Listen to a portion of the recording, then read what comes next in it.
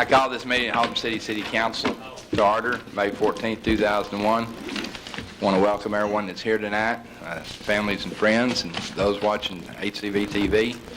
The first order in business tonight, we'll have an invocation. John Patino, Councilman John Patino, would all rise and we'll pray.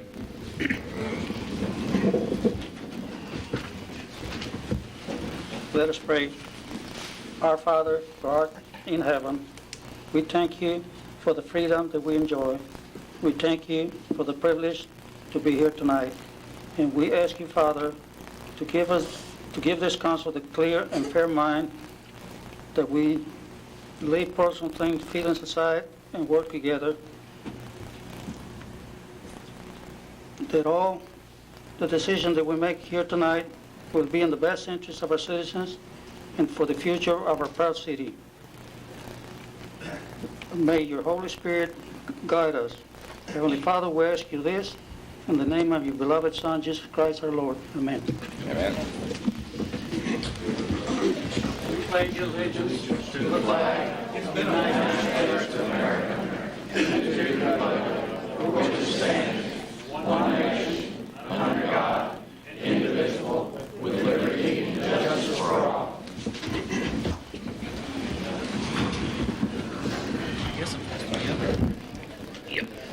Number one on the agenda tonight will be the swearing in the new council members. Council member place 1, Philip Jennings. Place 2, Tracy Henderson. And place 7, Dewey Markham.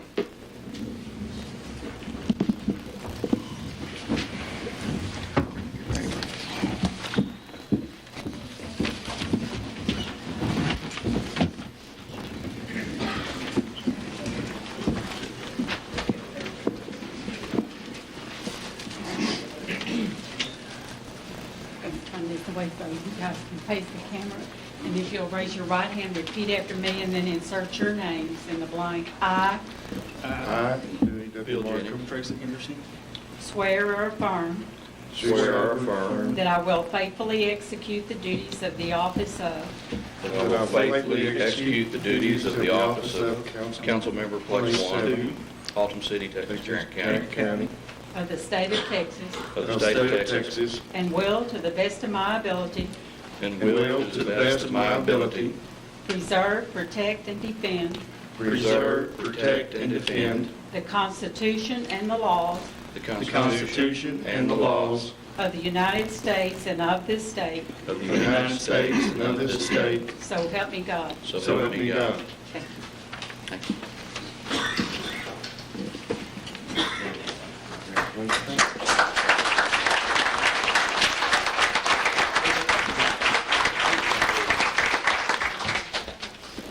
Okay, next on the agenda, we will, Calvin S. White will come forward. We will swear him in as our mayor.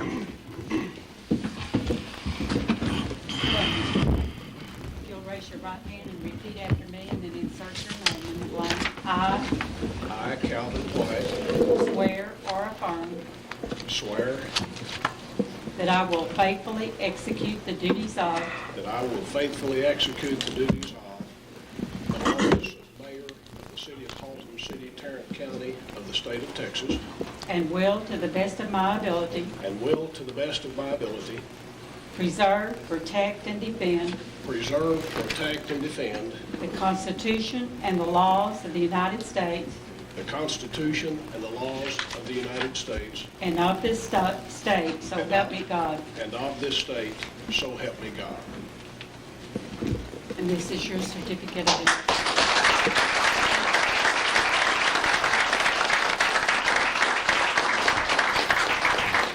And I will now turn the chair over to our new mayor, Mayor Calvin White.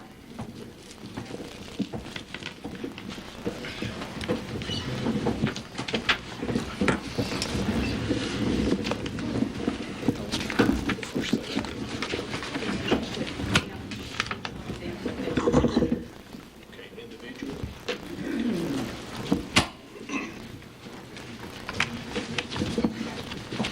Mr. Jennings, Yes, sir. it is my pleasure to present you a certificate of your election to this office. Thank you, sir. Mr. Henderson, it is my privilege to present you with a certificate of election, place 2.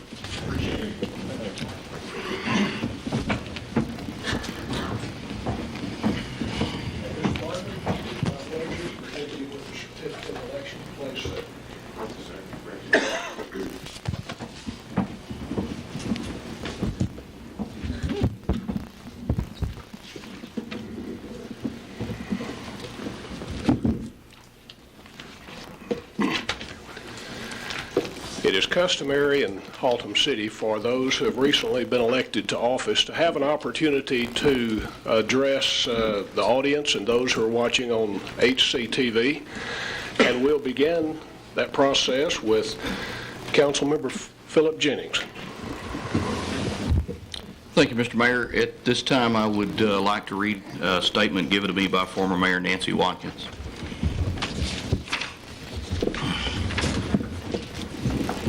Do this over here now.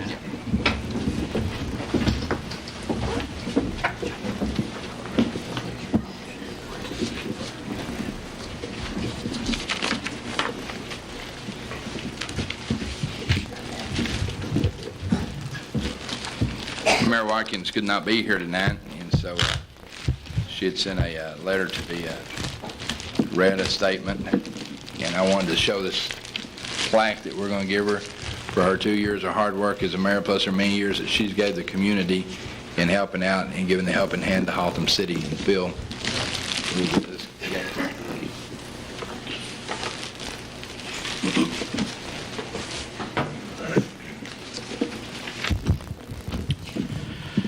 I'd like to read tonight from a prepared text that was furnished to me by former Mayor Nancy Watkins. It's dated May the 14th, 2001. Council, city staff, and citizens of Haltom City, I regret that I'm unable to be with you this evening. I cannot honestly dignify tonight's proceedings of a sworn declaration to God and country to uphold all that is honorable, truthful, and genuine, and maintain a modicum of respect.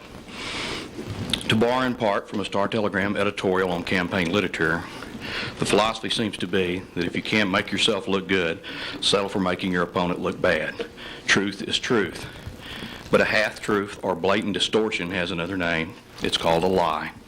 The reality is that if someone wants to be involved in public service, is willing to distort or fabricate to get the job, that same kind of behavior could be expected to continue if he or she is elected. My major error in believing that the voters of Haltom City would know that I couldn't possibly have done the things I was accused of doing. That was wrong. We all must answer to a higher being, and I know I'm right with mine. That aside, I have a great personal respect and admiration for the council and members. I've worked closely with them. I feel secure in the knowledge that they will continue to build on the foundation that we put into place, a progressive community where each of us can safely make a home for our families. I was honored to serve my community for the past 6 years. I wish to acknowledge my staff at Watkins Printing and to express my love and gratitude to my family, especially my husband, Bob. He knows what's in my heart. My heart and my spirit have been severely bruised over the past 2 months, but this is just a temporary condition, and in time I will be involved in our community. Nancy Watkins.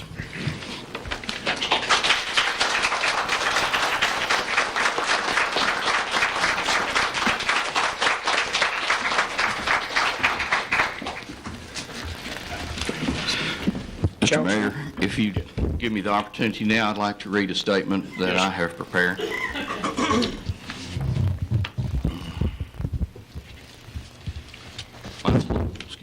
Mine's a little bigger, so it'll be easier to see.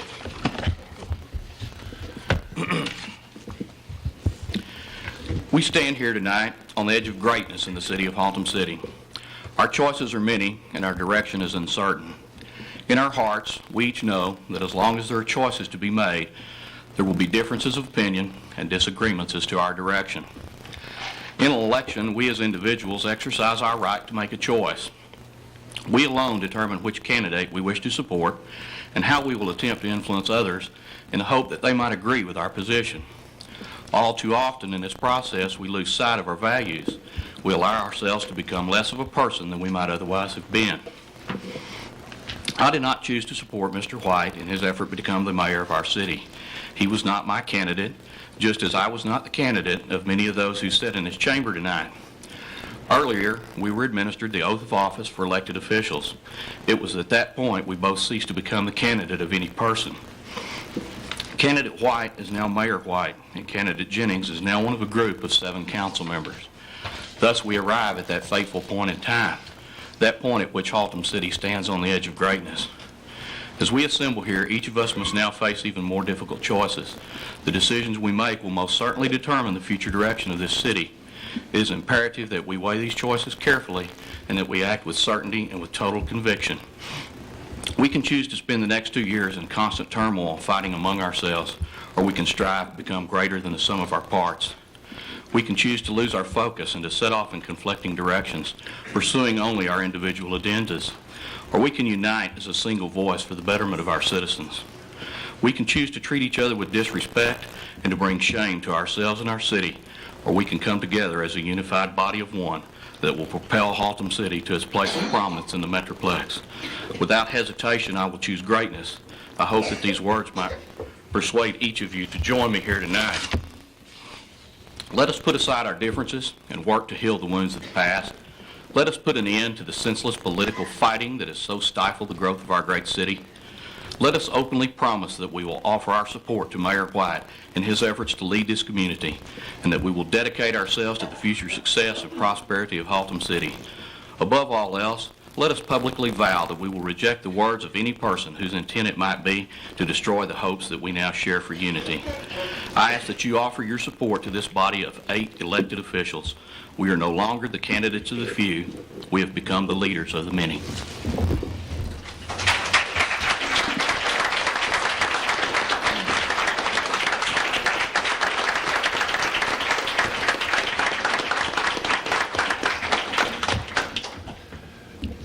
Thank you, Council Member Jennings, and now Council Member Henderson. Well, I'm new at this, and I didn't know we were supposed to be making a prepared statement or what have you, but I would just like to thank everybody who came out and voted and supported me and elected me to this position, and I just, want y'all to know that I'm here to be as open as I can to everybody, and hopefully, I know I'm not going to vote in everybody's way that everybody wants me to vote, but I will be open and listen to what everybody has to say. And again, I want to thank everybody, and especially my family, for supporting me at this time. I appreciate it.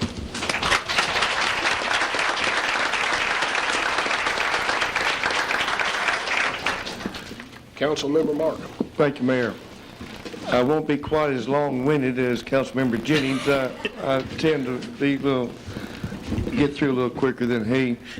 I have a few brief words I'd like to say. It's a wonderfully humbling experience, whether it is your first time or your 6th time to be elected to represent the people. It is democracy in action. I am most honored and privileged to be in the position to represent the people of our city. In looking at this council, I find that not one of us is perfect.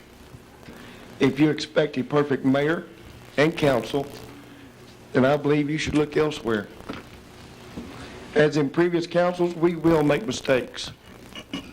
At the same time, we should learn from those mistakes and go forward. However, the one most important ingredient you will find in this council is sincere commitment.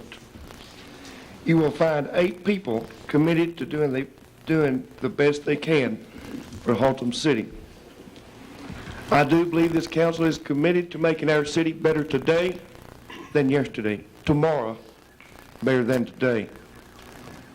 May God bless this mayor and council, and may God bless Haltom City. Thank you, Mayor.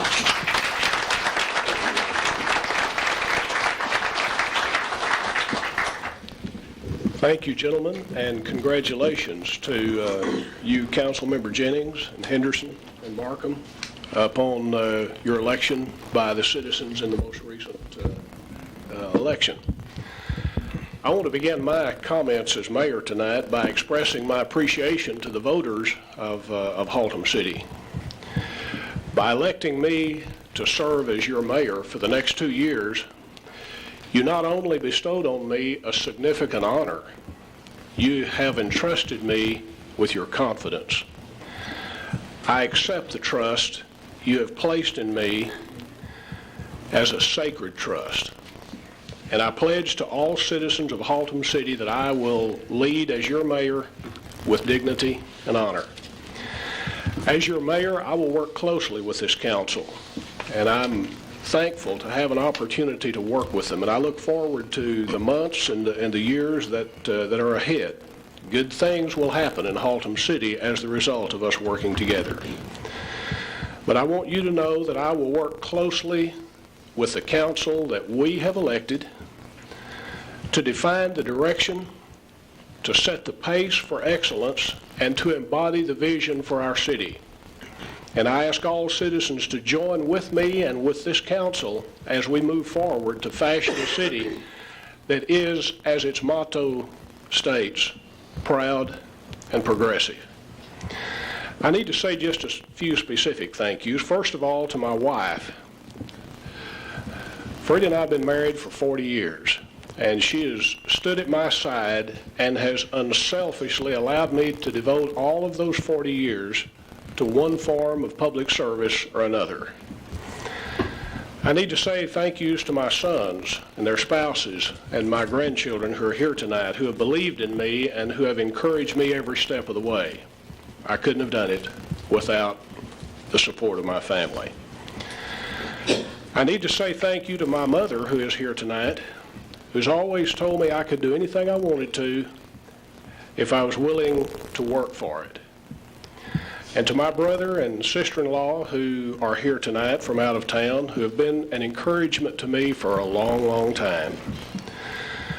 And I need to say thank you to my friends, to neighbors, to associates, and to supporters who have worked so hard during the campaign.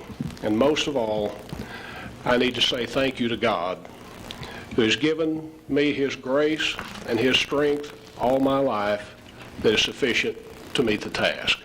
I look forward to being your mayor for the next 2 years, and may God bless you, and may God bless Haltom City.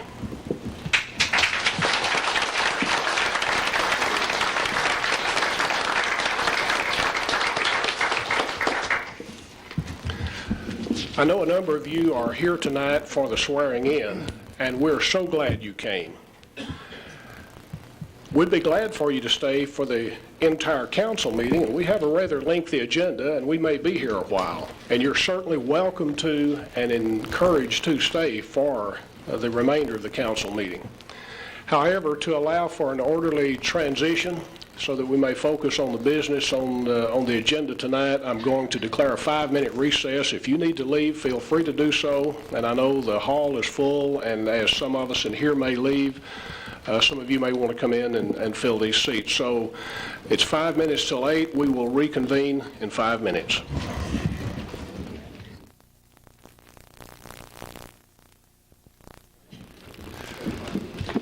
Okay, ladies and gentlemen, we're ready to reconvene into a regular session. It's 3 minutes after 8. The first item on the agenda is consideration and or action regarding the election of the mayor pro tem by the members of the council. Members of the council, what is your pleasure? Councilmember Avery? I make a motion we approve John Williams as Mayor Pro Tem. Okay. Do we have other nominations? Councilman Jennings? I'm in line for a second if you have no other nominations. Okay. Councilmember Hurley? I was going to nominate Councilman Jennings for Mayor Pro Tem. Okay. We have a nomination for Councilmember Jennings and a nomination for Councilmember Williams. Do we have a second on the nomination for Councilmember Jennings? Okay. Do we have a second on that motion? There being none, that motion dies for lack of a second. Those in favor of Councilmember Williams to serve as Mayor Pro Tem indicate on your register, please. Okay. The motion carries unanimous with Councilmember Williams abstaining. Councilmember Williams, congratulations on being elected by your peers to serve as Mayor Pro Tem for the next year. Would you like to address the council at this time? I just want to thank the members of this council for all the hard work that we've done together in the last couple of years, some of the year and some of us 2 years. And just want to tell everybody that I'm going to strive to do the best job that I can for Haltom City, try to do I try to do better than what I did last year. I don't know if I can be able to keep up the task, but I just want to tell everybody I appreciate the opportunity y'all gave me. I appreciate the voters for putting me up here, and I appreciate the people up here for getting the opportunity. And I look forward to working with everyone on this council.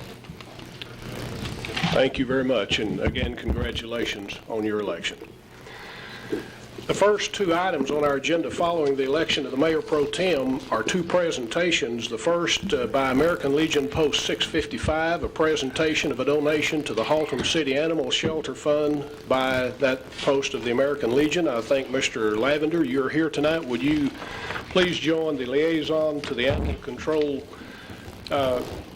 Board, Phil Jennings, our council member in place one. Thank you. For those of you who, and Mayor and Councilman, and you just finished your election here, and I know where you're coming from. I personally was elected Division Commander of the American Legion yesterday, which I'll represent 250,000 veterans in the northeast part of the state of Texas, so I know where you're coming from.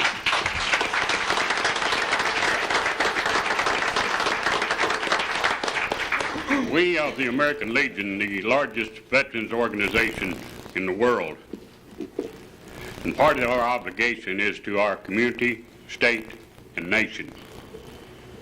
And with this in mind, the members of American Legion Post 655, who have been part of this community since 1980, would like to donate to your animal shelter building fund the sum of $500. And this will maybe the first of many, and we thank you very, very much.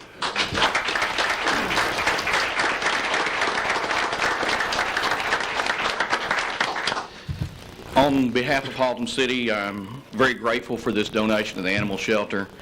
For those of you that do not know, our existing animal shelter has been in existence since I was a teenager here in Haltom City. It's been vastly overused, vastly overworked. And we're really looking forward to the new shelter that is presently under construction. If you have not seen it, it's on Midway Road, just off of the intersection of Denton Highway and 28th Street in Midway. It's just east of there. I urge you to go by if you get a chance and look at it. It's currently they're in the ground moving portion of it, but we do look for it to be up and running very soon. When that happens, we're going to need some good volunteers to help us with adopting out some of these animals. I have a especially large place in my heart for animals. I know that there are many people on the city council as well as citizens out there that do, and we're going to be able to take care of a lot more animals now than we ever have in the past. And it's donations such as this that make that possible, and we're very grateful to you for it. Thank you. Thank you very much. And the gentleman with me here will be the first vice commander this coming year in our organization here, and I'm sure that he'll be looking forward to working with Jim Tide. Thank you. Thank you, gentlemen, for being here and for your presentation. The second presentation, and Ms. Wang, if you will come forth at this time with whomever you would like to bring with you. Bring everyone with you. Now, come on in.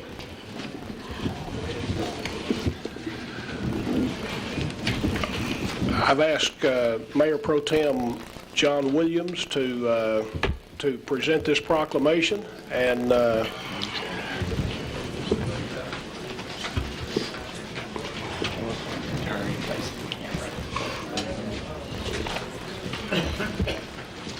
I'm going to ask David, are we going to be on that one or this one? This one here? That one there? Okay. We're on that.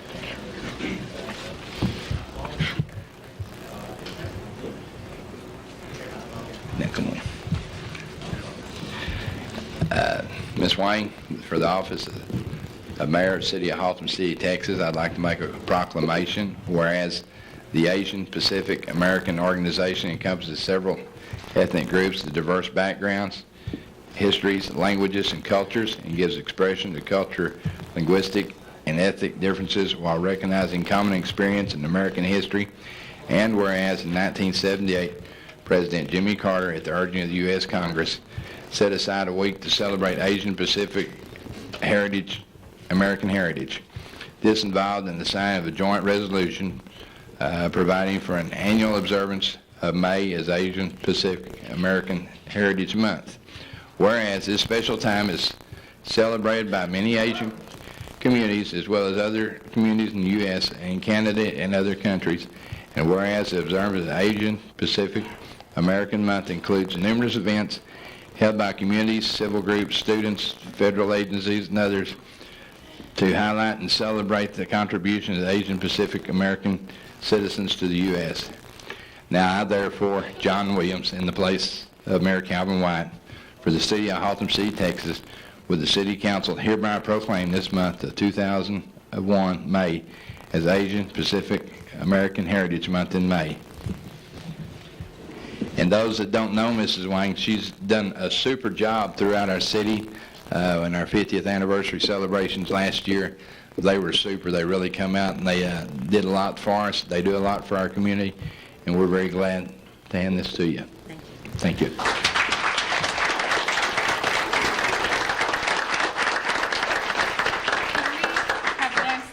Everybody state your name and business. If you would, everyone go to the microphone so we can all hear you, if you would, please. Lynn Son with Resources Connection.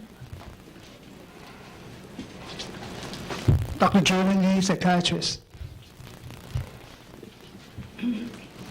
Louis and Sherry, my wife, with Best Western in hers. Thank you. I'm Jay Patel and Neeru Patel. We are from North Beach Hospitality here in Japan. Thank you. My name is Danny Vongsawat. I'm owner of SA Productions at the Midway Road. Thank you. Al Faustino, attorney. My name is David Dang. I own the Oriental store on Belknap. Betty Lai Johnson. I'm an accountant in a small business company. Judy Wang, I'm founder of the All Asian American Chamber of Commerce. We are grateful. Last year, the city helped us start this chamber, and you will see how wonderful we put together. On behalf of 7.8% of the Asian community, we are very honored to receive this proclamation. We came here tonight for two purposes. First, we want to promote the public awareness about the Asian community. Second, we want to learn and teach Asian community what government works, what is function. So this is the beginning. Hope one day we have representatives here on the top too. Thank you. Thank you very much, Ms. Wang.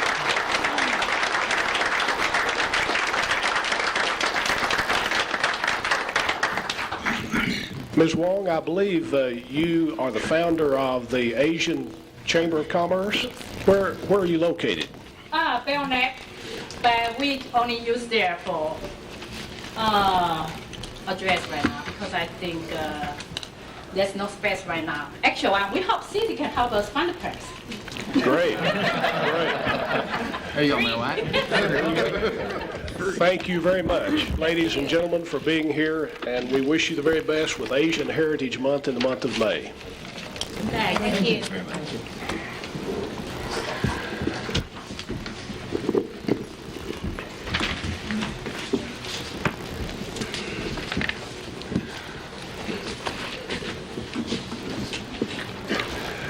The next item on our agenda tonight is the consent agenda. That consists, Councilmember Jennings? I'm sorry, I didn't mean to. Okay. Consists of the consent agenda, which consists of items number 5 through 14 with the addition of 25. Councilmember Averett? I make a motion we approve the consent agenda. Councilmember Markham? Second. We have a motion and second to approve the consent agenda. Would you please register your vote? That motion passes unanimously.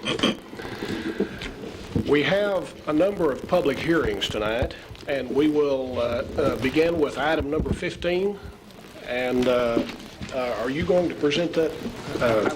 Okay. Item number 15 is consideration and/or action regarding the application of Jerry Enos for a conditional use permit with site plan approval for an auto sales facility on property zoned M2, Heavy Industrial District, on the NPT of Lot 1, Block 3, L. Berry Addition, located on the southeast corner of Northeast 28th Street in Higgins. This is a permit that has been reviewed and approved by our Planning and Zoning Commission, and at this time, Mr. Mayor, if you'd like to open the public hearing. Okay, Councilmember Jennings. Thank you, Mr. Mayor. I did intend this time to push that button. Due to a long-standing family friendship, I'm going to recuse myself from this item. Okay, it is time now for me to open a public hearing for this item currently before us, CU-003-01. Mr. Enos, are you in the audience tonight? Would you like to address the council at this time or just be available if there are questions? Available for questions. Okay. Do we have anyone in the audience who wishes to speak in favor of this request? Do we have anyone who wishes to speak against this request? Okay, there being none, I close the public hearing, and I will move to the corresponding ordinance, ordinance number 0-2001-021-15, parentheses CU-003-01. Gentlemen, what is your pleasure? Councilmember Avery? I make a motion we approve agenda item number 15, the corresponding ordinance. Councilmember Markham? Second. We have a motion and second for approval. Any further discussion by the council? Gentlemen, if you will, cast your vote, please. And that carries by unanimous vote. We go now to item number 16. That is Z-007-01. And Mr. Elfrink? Mr. Mayor, this is an item for consideration and/or action regarding application of Daniel Signs for the zoning change request from the C1 Commercial District to the SF2 Single Family Residential District on a portion of lots 2 and 3, Block 2, Jonesfield Addition, located in the northeast east side of McGuire Road. Staff has reviewed this zoning change request, and the P&Z has approved it. Okay, Mr. Sains, are you here in the audience tonight? Okay. Would you like to address the council at this time or just be available for? Okay. I will open the public hearing at this time. Anyone in the audience wish to speak in favor of this request? Anyone in the audience like to speak against this request? Okay, there being none, I close the public hearing and we move on to the corresponding ordinance. Gentlemen, what is your pleasure? Councilmember Jennings? Thank you, Mr. Mayor. Move to approve 0-2001-01915. Councilmember Avery? I'll second. We have a motion and a second to approve. Any discussion by the council? If you will, cast your vote, gentlemen. And that passes by unanimous vote. Item number 17 is Z-009-01. Councilmember Henderson. I'll be recusing myself, a family member involved in this item. Okay. Mr. Mayor, this item is for consideration and/or action regarding the application of James Larry Hogan for a zoning change request from the C3 Commercial District to the C4 Commercial District with a conditional use permit and site plan to continue operations of an automobile paint and body shop on lots 13A and 13B Woodview Addition. Staff has reviewed this, and the Planning and Zoning Commission have approved this item. Mr. Hogan, are you here tonight? Okay. Would you like to address the council at this time or just be available for any questions? Okay, I probably should have declared the public hearing open. I'll do that at this time. Anyone in the audience wish to speak in favor of this agenda item? Anyone wishing to speak against? There being none, Gentlemen, what is your pleasure regarding item number 17? Councilmember Williams? Move to approve ordinance number 0-2001-020-15. Okay, we have a motion. Do we have a second? Councilmember Jennings. Thank you, Mr. Mayor. I move to second. Okay, we have a motion and a second on item number 17 and the ordinance that corresponds. Any discussion? There being none, gentlemen, if you will register your vote, please. We have 6 members voting in favor of the motion with an abstention by Councilmember Henderson. Item number 18, Z-010-01. Mr. Mayor, item number 18 is... Go ahead. I'm sorry. Councilmember Markham. Thank you, Mayor. I would just like to inform you and the council that I would be abstaining on this item. Okay. Mr. Mayor, this item is for consideration and/or action regarding the application of Matt Markham Jr. for the zoning change request from the C3 Commercial District to the C5 Commercial District on Track 2B5A, South Acres Survey A17, located on the west side of Belknap Street. Staff has reviewed this item and it has been passed by our Planning and Zoning Commission. Okay, I will now open the public hearing. Is Mr. Markham in the audience tonight? Mr. Markham, do you wish to address the council at this time or be available? Okay. Anyone in the audience wishing to speak in favor of this item on the agenda? Anyone wishing to speak against? Okay, I will close the public hearing and we'll move to the corresponding motion. Gentlemen, Councilmember Avery. I make a motion to approve agenda item number 18 along with the corresponding ordinance. Okay, we have a motion. Do we have a second? Councilmember Hurley. I'll second. We have a motion and a second for the approval of item number 18. If there's no further discussion, gentlemen, if you will, register your vote. That shows the passage of this agenda item by 6 people in favor, with Councilmember Dewey Markham voting to abstain. That moves us now to agenda item number 19, Z-011-01. Mr. Elfrink. Mr. Mayor, this item is for consideration and/or action regarding the application of Louis Nguyen for a zoning change request from the C3 Commercial District to the C5 Commercial District on Lot 21, Block 21, GW Burkett Addition, located on the northeast corner of Belknap Street and Higgins Street. Again, staff has reviewed this item and the P&Z has approved it. Okay, I'll open a public hearing regarding item number 19. Mr. Nguyen, are you in the audience? Okay, Mr. Nguyen is not here. Do we have anyone in the audience who wishes to speak in favor of this request? Do we have anyone wishing to speak against? There being none, we'll move now to the corresponding ordinance. Gentlemen, what is your pleasure? Councilmember Jennings. Thank you, Mr. Mayor. Move to approve 0-2001-023-15. Okay, and Councilmember Markham. Second. Have a motion and a second to approve this ordinance. Any further discussion? There being none, if you will, gentlemen, register your vote. And that passes by unanimous vote. Item number 20 is zoning case number Z-013-01. Mr. Elfrink.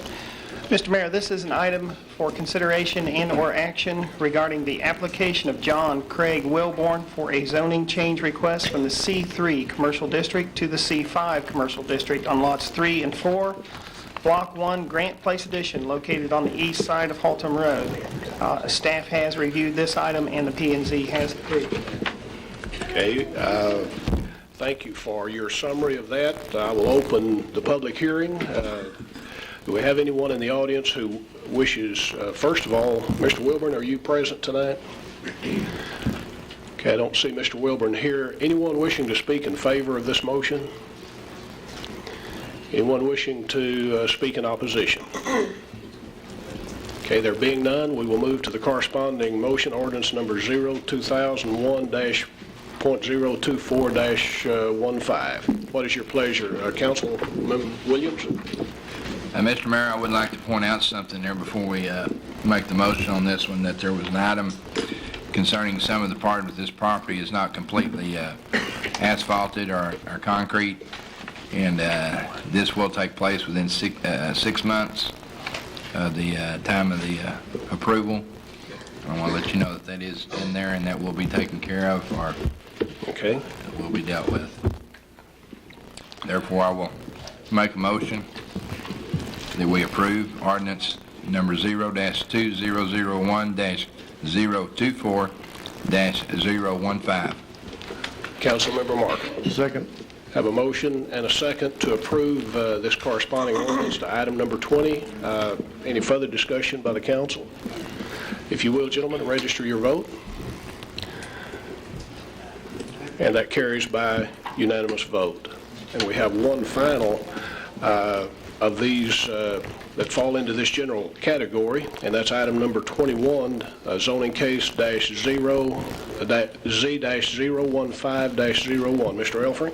Mr. Mayor, this last item of this type is consideration and/or action regarding the application of Steve O'Neill for a zoning change request from the C3 Commercial District to the C5 Commercial District on lots 1-4, 1 through 4, plus north 15 feet of 5, block 37, Meadow Oaks Edition, located on the southeast corner of Denton Highway, Highway 377, and Madge Place.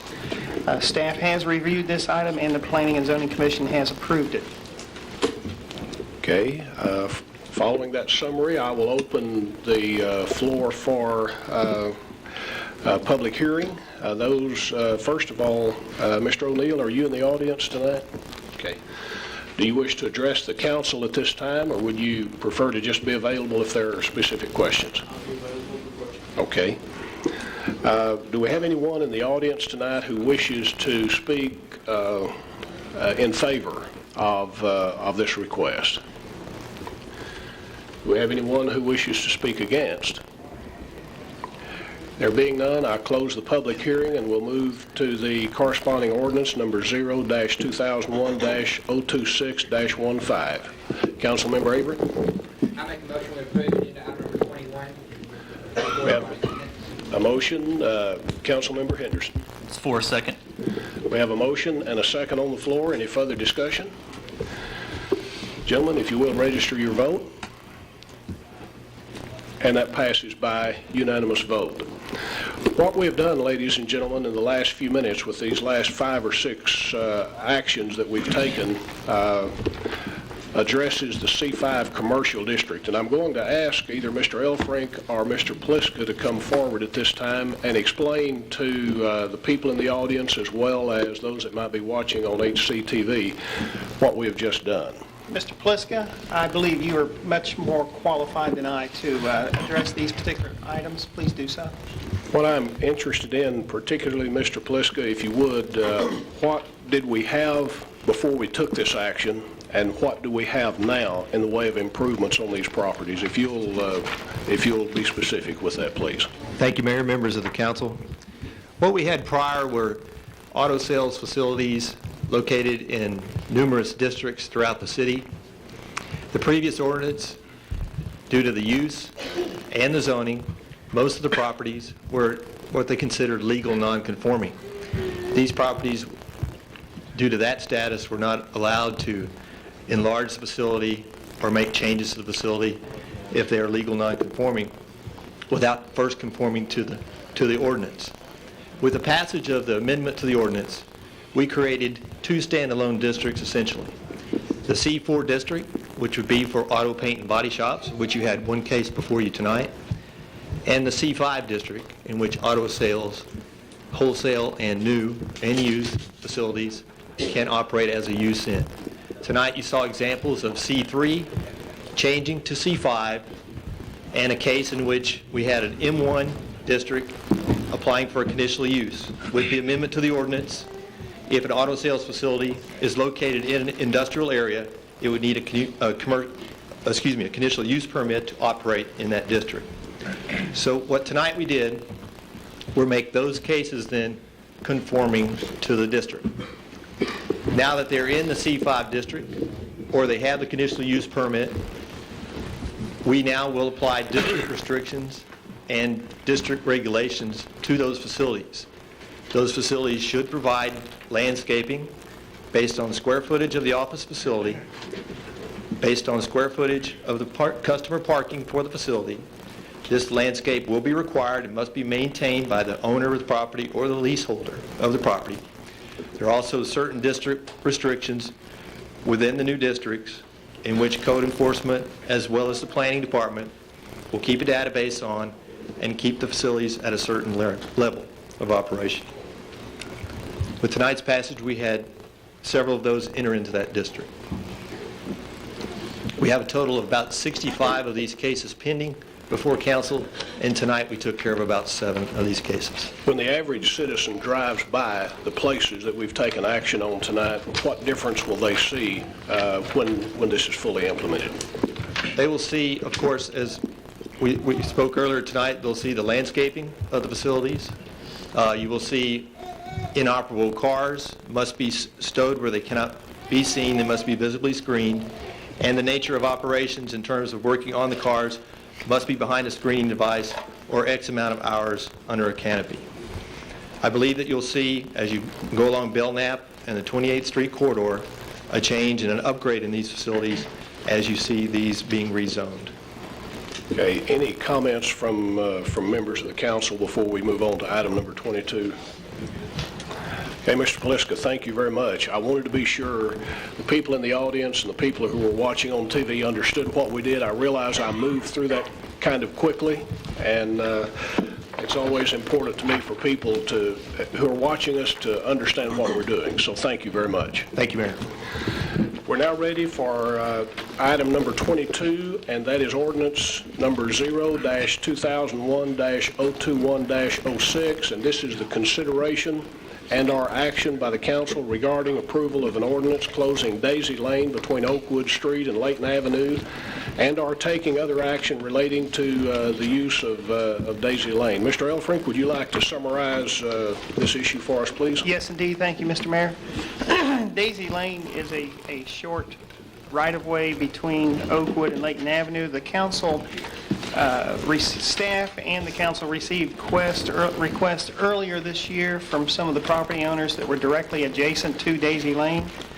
And consequently, on January the 22nd of this year, the council first considered an ordinance to close Daisy Lane. There was a second reading of that ordinance on February the 12th. Since that time, council has become aware of some concerns from other neighbors in the community in that residential area who may wish to have Daisy Lane reopened for their use, and they have different reasons for wishing to have that done. We are conducting this public hearing tonight so that the council and the public can hear those concerns. I would like to let the council and the public know that our planning and zoning department took extraordinary steps to notify people in this community, whereas we normally send letters out on a zoning change within a 200-foot distance of any zoning change for a property. We sent 84 letters out to 500 feet, more than twice the normal distance of Daisy Lane. And with that being said, basically we can open this up for public hearing, I suppose. Okay, I will, after Mr. Elfrink's summary of the issues at hand, I will open this now for public hearing. I have 8 visitors' cards here before me. In the interest of efficiency and time, I would most welcome and be most open to you selecting a spokesman, if you would, and let that person come forward and make the presentation, and then give each of you an opportunity who have signed up to appear before the council, an opportunity to add anything that individual has not added. Would you like to choose someone to be your spokesman?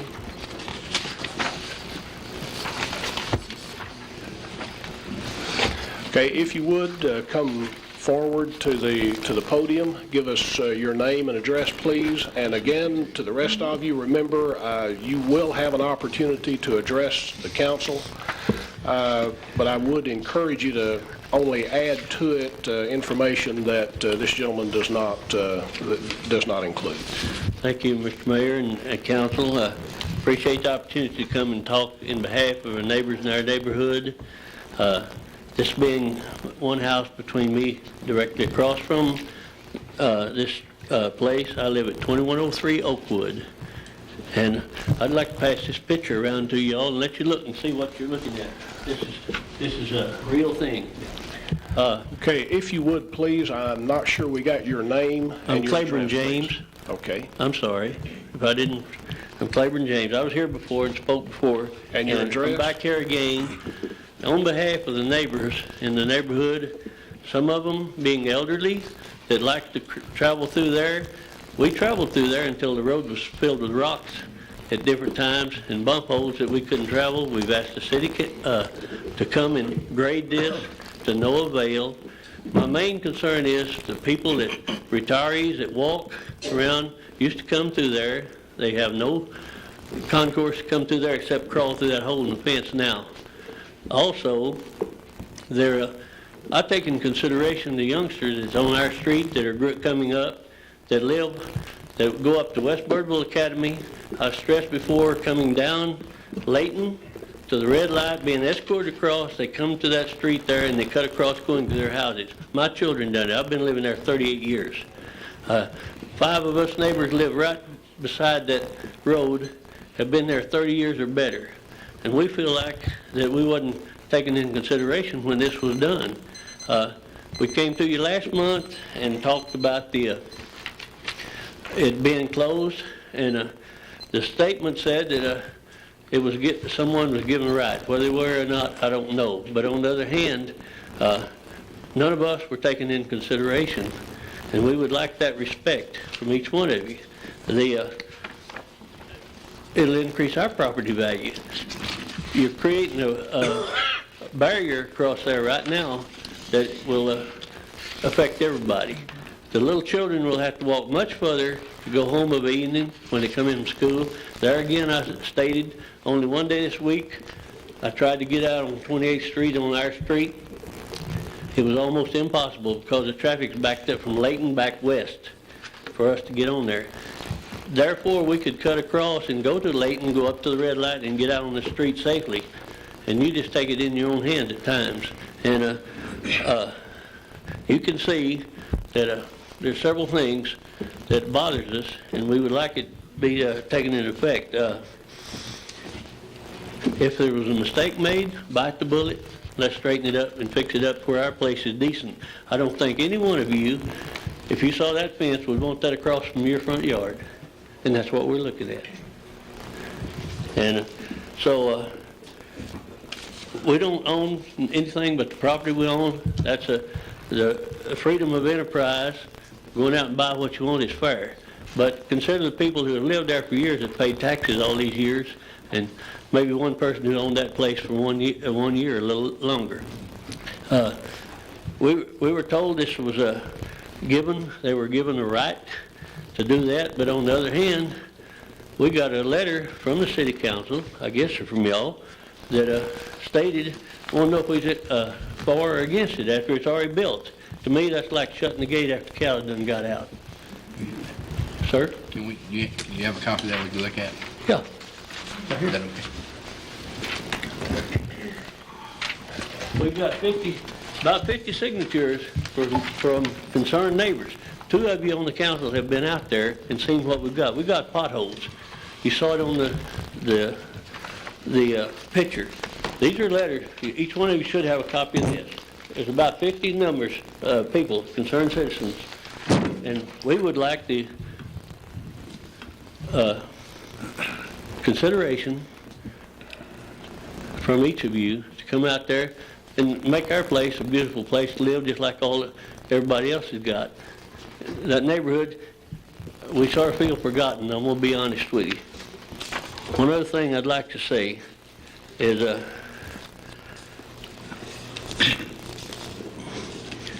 consideration causes progress. You know, we talk about progress and the beautification here. Your consideration of all of us as a people who vote, we would respect. Divisions and dissension causes conflict, and anger making enemies. Stop and think about that. Therefore, accomplish is nothing. So I would ask of you, as people on the council, to consider us and rethink this and get that, if nothing else, get it graded, get a gravel put on there, packed down, and make a road through there. We used it till we wasn't allowed to use it because of blockage of different things. So there again, one other thing I would like to say, I was embarrassed tonight with a letter that was read. Each one of you run for office, and you're going to win or you're going to lose. If you lose, be a good loser. If you win, congratulate each other and be a good sport about it. That's what democracy is all about. Thank you. Mr. James, members of the council, any questions for Mr. James? Oh, Mr. James?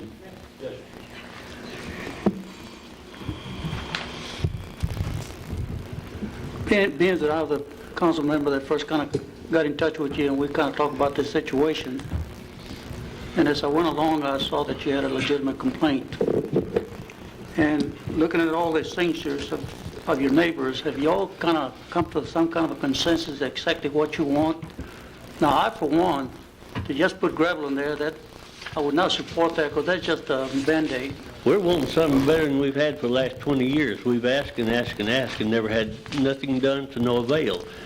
It's been gone to the maintenance area. The one thing about it, as high as gasoline is, it wouldn't have to travel far now to fix that road. It just travel one block. We're in between Layton and Higgins. And therefore, that fence to us looked like that you're down on Elliott Reeder Road looking at a fence on a wrecked car lot. And we just don't like it. And we'd like to have it paved where it'd be something that will make our property more value. We've paid taxes on there for 38 years. Most everyone's paid better than 30 years in that area.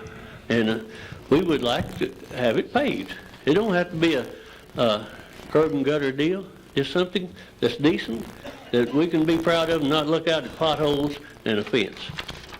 Also, I have heard from staff that this has only been kind of a right-of-way and never been really, I hear all kinds of stories, been dedicated, not dedicated. And now I read here where it says Daisy Lane was a paved street at one time. Absolutely. Being a resident there. The residents have been longer than I have had said it's been a paved at one time. At one time, I do remember when I first went there was little blocks of asphalt and all in the road. But it was not fully paved. Not at the time, no sir. But on the map, even last week we had a wreck down there where a girl ran into a highline pole, a light pole right on the corner of Daisy Lane and Oakwood. Even the fireman came down and said, "This is a lane, isn't it?" "Yes, sir." The ambulance driver, "Till you come there," because it was their pole that's knocked down. They said, "Well, this is Daisy Lane. It shows on all their maps. It's still the road." And that's what we want.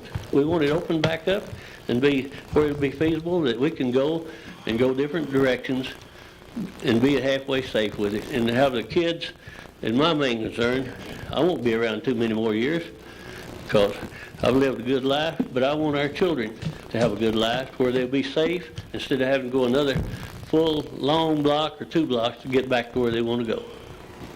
Okay, thank you. One more thing, if I can please have some of the supporters stand up to see how many they're here. Good. Thank you very much, gentlemen. That's quite all right. Thank you, sir. Thank you, Mr. James. Anyone else? Councilmember Jennings. Mr. James, you might want to remain at the podium, please. That'll be okay, Mr. Mayor. I don't have any questions for him. Okay. I do have a couple of statements I'd like to make. Mr. James, you may be seated. I thought he had some questions for you, and he does not. Thank you. Okay. Thank you.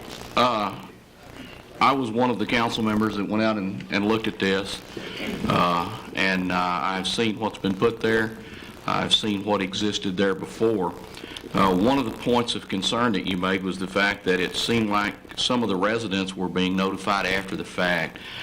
In pre-council, I don't know if you were there, but it was brought to our attention that the first notification went out to only those property owners within 200 feet. The second notification that you just showed us a copy of went out to property owners within 500 feet. So therefore, the second notification was initiated by the city, and that is the reason that you were not notified on the first time around. But the reason you were notified on the second time around is because Councilmember Patino got involved in it. Councilmember Williams and myself went out and looked at it, and there were questions in our mind. There were other questions that were brought up in pre-council pertaining to the city either abandoning this or putting it up for sale or auctioning it off. What we were attempting to do here to this point is to get some feel for what the citizens in that area truly want. The concerns that you brought up pertaining to the children going to the school up there, those are legitimate concerns, and I'm also concerned about that. The problem with traffic on 28th Street, I can see that being a large problem. If you're used to cutting through there and you're used to being able to use that signal light at 28th Street in Layton, and then all of a sudden you can't do that, that puts an extra burden on you, and it also puts an extra burden at the intersection of that street where there is no signal light, thus increasing the possibility of some type of accident. I'm concerned about that. TU Electric has stated that there's a possibility that they may have a larger easement there than we at this time know. They're telling us that there's a possibility that there's a 100-foot easement there. My concern in pre-council was that we have people here that want something done about it, and rightfully so. And as your elected officials, we want to do something about it. But until such time as we find out from TU Electric exactly what their situation is, until such time as we get some more information, I personally don't feel like we're going to be able to give you a decision here tonight, other than to promise you that, you know, once we do get all of the information that we have to have, then I think at that time we're going to be able to come back and make some type of an educated decision. Yes, sir. If you'll come back to the lectern.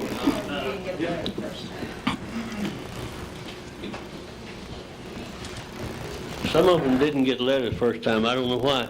But the main thing I'm saying is within the 500 feet radius, if you look, 90% of the people live within that signed this petition. And so that's a lot of voters. And this democracy was declared by voters, you know, and each one of you were put in by numbers, by votes. And that's the right that we still got. So I thank you for your consideration. Thank you, Mr. James. I said a moment ago that everyone who had signed a card would have an opportunity to address the council, and you have 3 minutes to do that. If you have anything to add to what Mr. James said, do we have anyone who would like to come forth at this time to... Did you sign, do you have one of the yellow cards? Yeah. Okay. And if you will, give us your name and address for the record, please. Shirley Smith. I live at 2102 Oakwood Street. I also own the property at 2100 Oakwood Street. And we did not receive a letter the first time around. When you said you mailed them the first time, we did not receive no letters at all. And our driveway comes off of Daisy Lane. That's how you have to get in my driveway at 2100. So if you sell or whatever, how am I going to get in a driveway? That's my concern. Okay. Members of the council, do anyone want to address this, our members of the staff?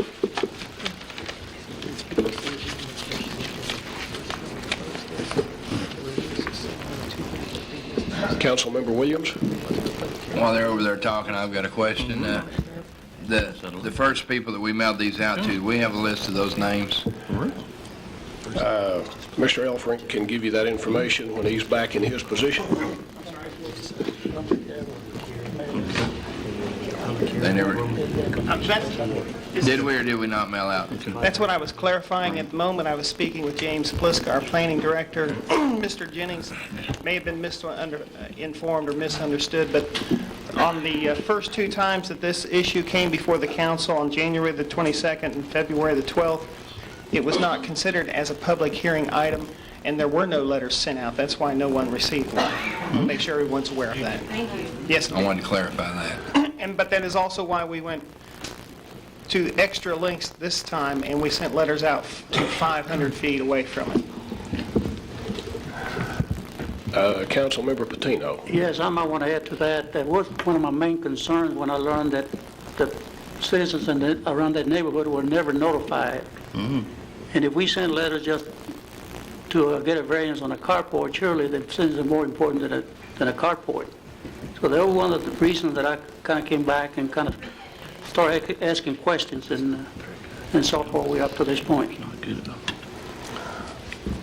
Okay, anyone else who has filled out a yellow card wish to address the council at this time? If you will come forth and give us your name and address, please. And again, we're asking for information that has not been presented up to this point.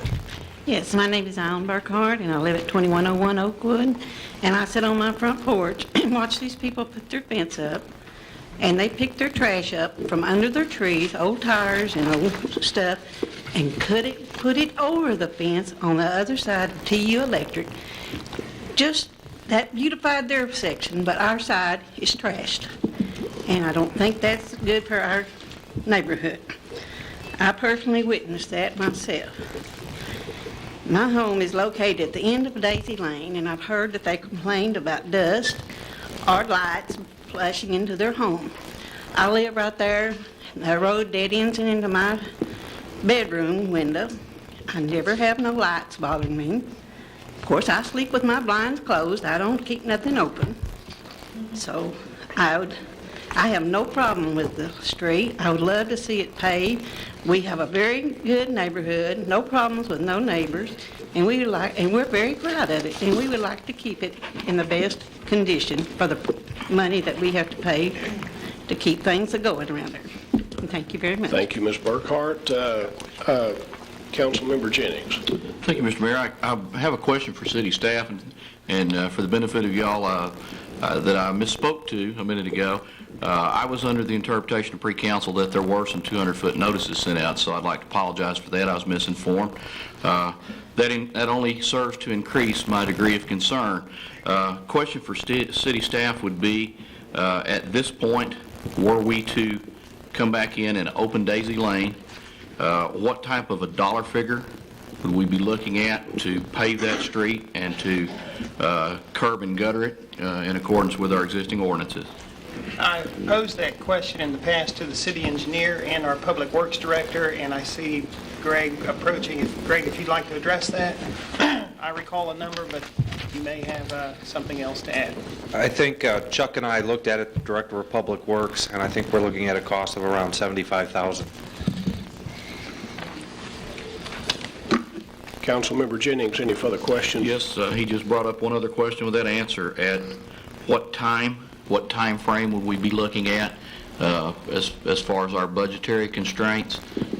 If were we decide to do something like that, could we get that as part of this coming budget? Would it be the next budget? How far down the road would we be looking at?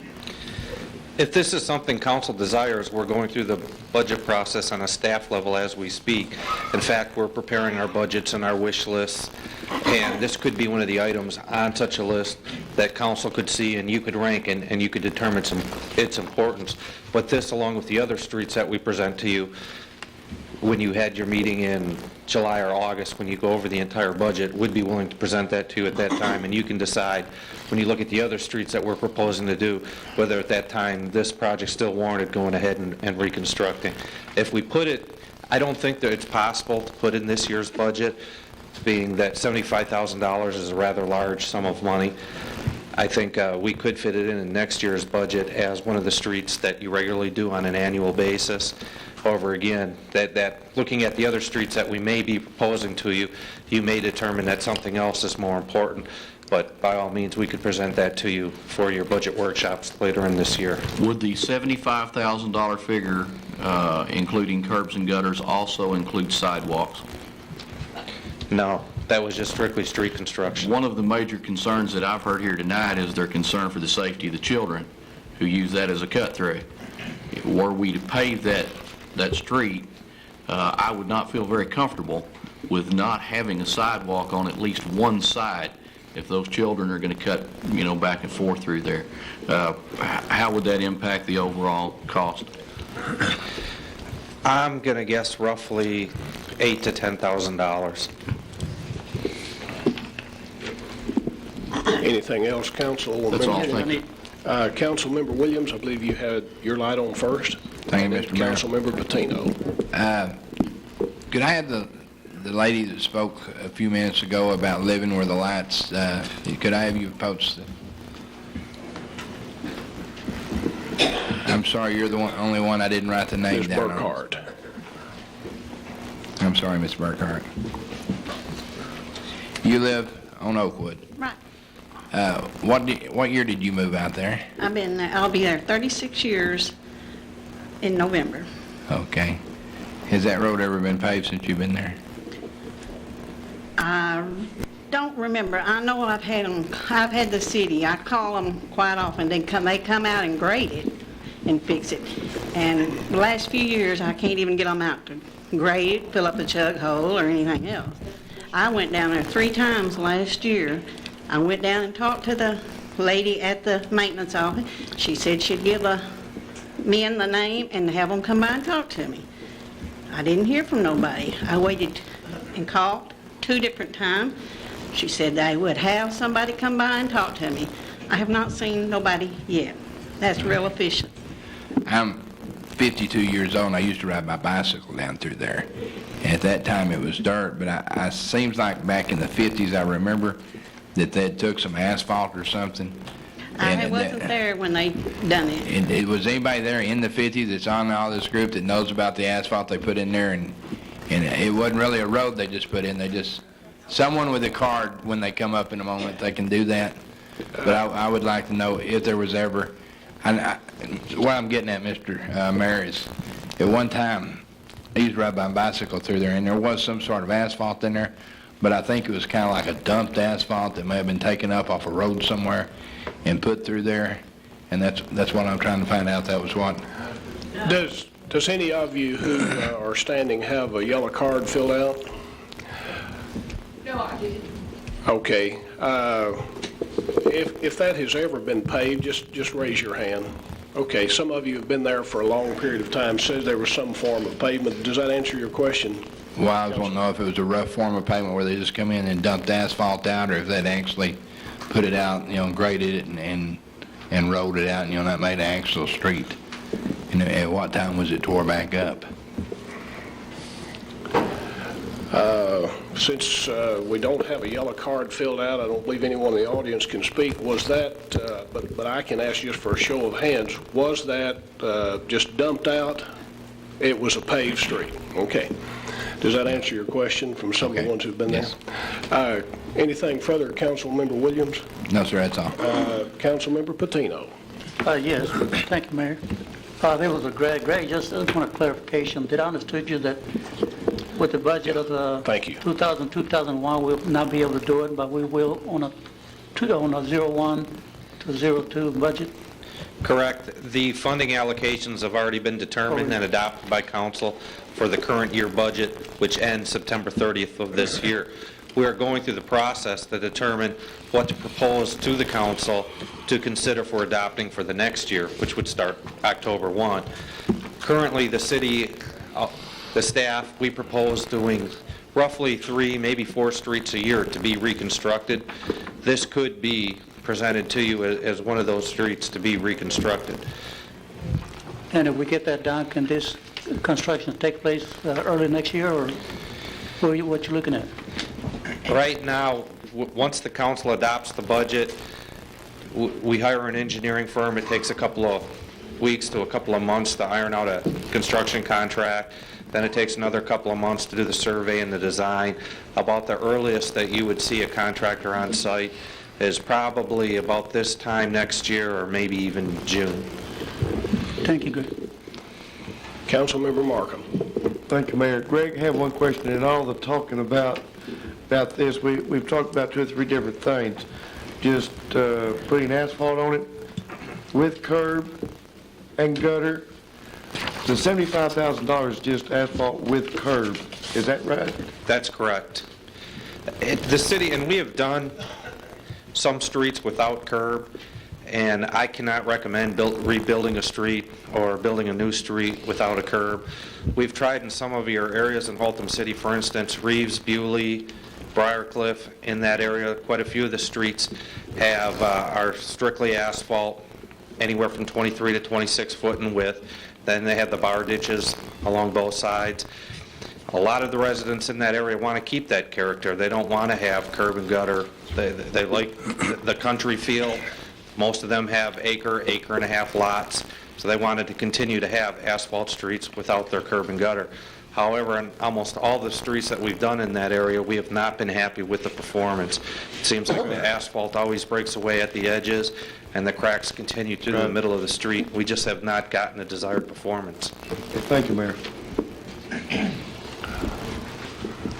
Okay, we do have a few other cards of individuals who had signed up to speak. Does anyone who has signed a card, who has not spoken yet, wish to come forward? And if you will, go to the podium and give us your name and address, please. My name is Ruth Ann Sparlin, and I live at 3428 Meadow Oaks Drive. And I have a handout here for each council member and mayor.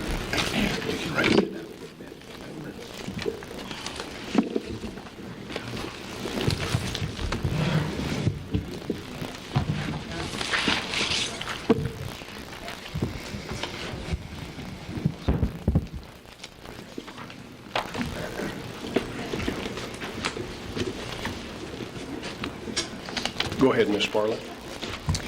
Okay, tab 1 is the plat and deed record dated October 1941, and it was an addition to the city of Fort Worth, and at some point Haltom City annexed it.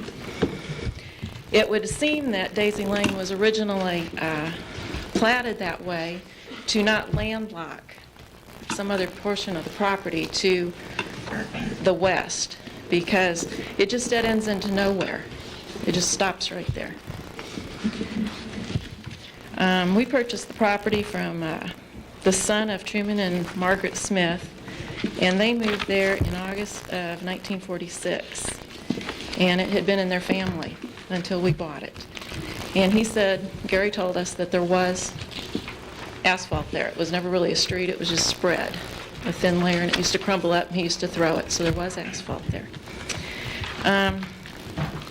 Tab 2 is the ordinance that was passed in February. Tab 3 was the notice of public hearing that we all just received. And tab 4 is a petition, which I'd like to read to you and present at this time. It says, petition for the improvement of Daisy Lane, Haltom City, Texas. We, the undersigned residents of Haltom City, would like to draw attention to a piece of property known as Daisy Lane, Oak Knoll, in addition to the city of Fort Worth, plat dated October 23, 1941, and made a part of Haltom City. Daisy Lane was never constructed or maintained for vehicular traffic, and in recent years had become a dumping ground for trash, beer bottles, cans, old tires, etc. The adjacent fence lines had become overgrown and unsightly, providing a hiding place for less than law-abiding individuals. The dirt and mud had provided a magnet for all of the area go-karts, motorcycles, mini bikes, unsupervised young children, and provided an excellent place for four-wheel drive vehicles to practice their off-road skills. While these activities are enjoyable for some of the citizens of Haltom City, the citizens in close proximity to Daisy Lane have been subjected to noise, filth, overgrown grass, snakes, rodents, theft, and intimidation. Neither the city of Haltom City nor TXU accept responsibility for regular maintenance and upkeep on the piece of property known as Daisy Lane. As concerned citizens, we ask that you, the City Council of Haltom City, uphold Ordinance 2001-26, signed February 12, 2001, closing Daisy Lane to vehicular traffic until such time the justified needs of the neighborhood warrant the appropriation of funds for the development of Daisy Lane, which would include a paved street, gutters, curbs, drive approaches, sidewalks, and steel barricades as appropriate. And in passing this petition around, we attached the ordinance so anyone who was interested could read what had been passed. And this time I'd like to submit this petition to the council.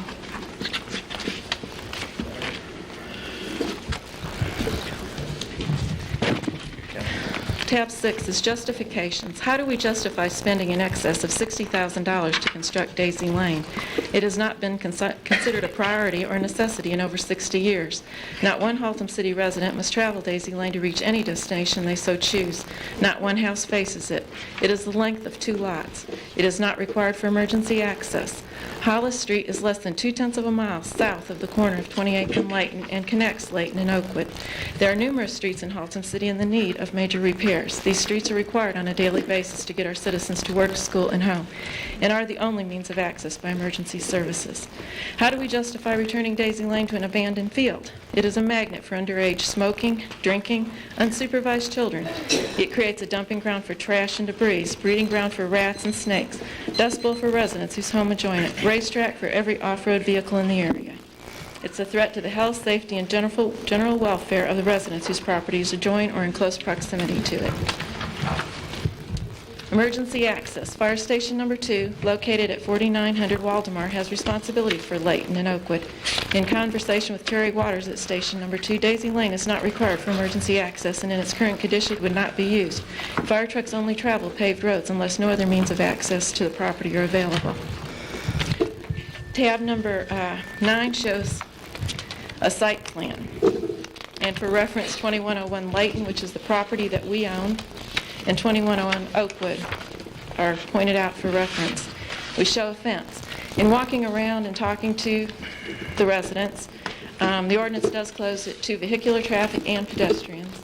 And pedestrian traffic was a concern of the people that we talked to. So we did leave an opening in the fence. And depending on what happens with this, that will be fixed. So it is a straight walk-through without having to cross over the steel on it. And then, of course, tab number 10 shows the fence with the walk-through, the overgrown trees and bushes, properties mowed. We've picked up countless beer bottles, cans, lumber, paper, clothing. We've filled the ruts, and we've put in gravel for the drive to our property. And we've done this all with our own money. If you look across the view east of Layton, you'll notice there's a swing set. And I have the original pictures if any of this is unclear and you want to see. But what we would see is they would squeal out in the mud and head right straight for that swing set across Layton and make that little clip into the trailer park. Now all we need is one person to slide in that mud and go through the fence. So when we reference steel barricades, we think that there ought to be, and they put the road in, there needs to be some sort of steel barricade for that trailer. Picture C, we want to show you how close the entrance of Daisy Lane is to the property that we own. It's really hard to know where the street is and where the drive is supposed to be. Over the years, it's probably moved, and we have not a clue. D is a view east of Oakwood. You'll note the tall grass, overgrown, and unkept fence line. E is picture of west of Oakwood. It's the other side of Daisy Lane. F, some of the tires and stuff. That's what you see. What you don't see when you mow that grass is just layer upon layer of paper and cans and trash. Every time it rains, if you mow that, you'll find just more stuff. It just keeps coming up. G is a picture of back in the brush where the kids have made like a nest and they climb back in there. And the gentleman that lives next to that said that the police have had to run them out of there before. H, just one example. Wouldn't our city's time and money be better used to repair streets such as Oakwood, just north of 28th Street? There are residents on Oakwood on the north side that must jump a 6-inch curb each and every time they go in and out of their driveways. The street is crumbling away with patch upon patch. How do we explain paving a street that goes nowhere to people who can't even get in and out of their driveways. Okay, any questions, comments for Ms. Sparlin? Thank you, Ms. Sparlin. Anyone else who has signed a card? And I would ask you, in the sake of efficiency, to be as brief as possible and to address issues that have not been covered up to this point. And your name for the record? My name is Dorothea. I'm actually the resident at 2101 Layton, which is the house in the picture that is like right on Daisy Lane. I moved in there in January of 2000 last year, and during that time,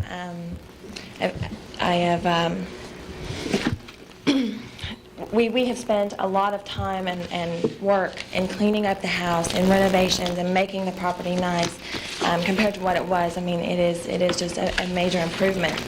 And then to look across the way and see this overgrown field that's not well taken care of, this dirt road, it's all full of mud holes, and it was just an eyesore.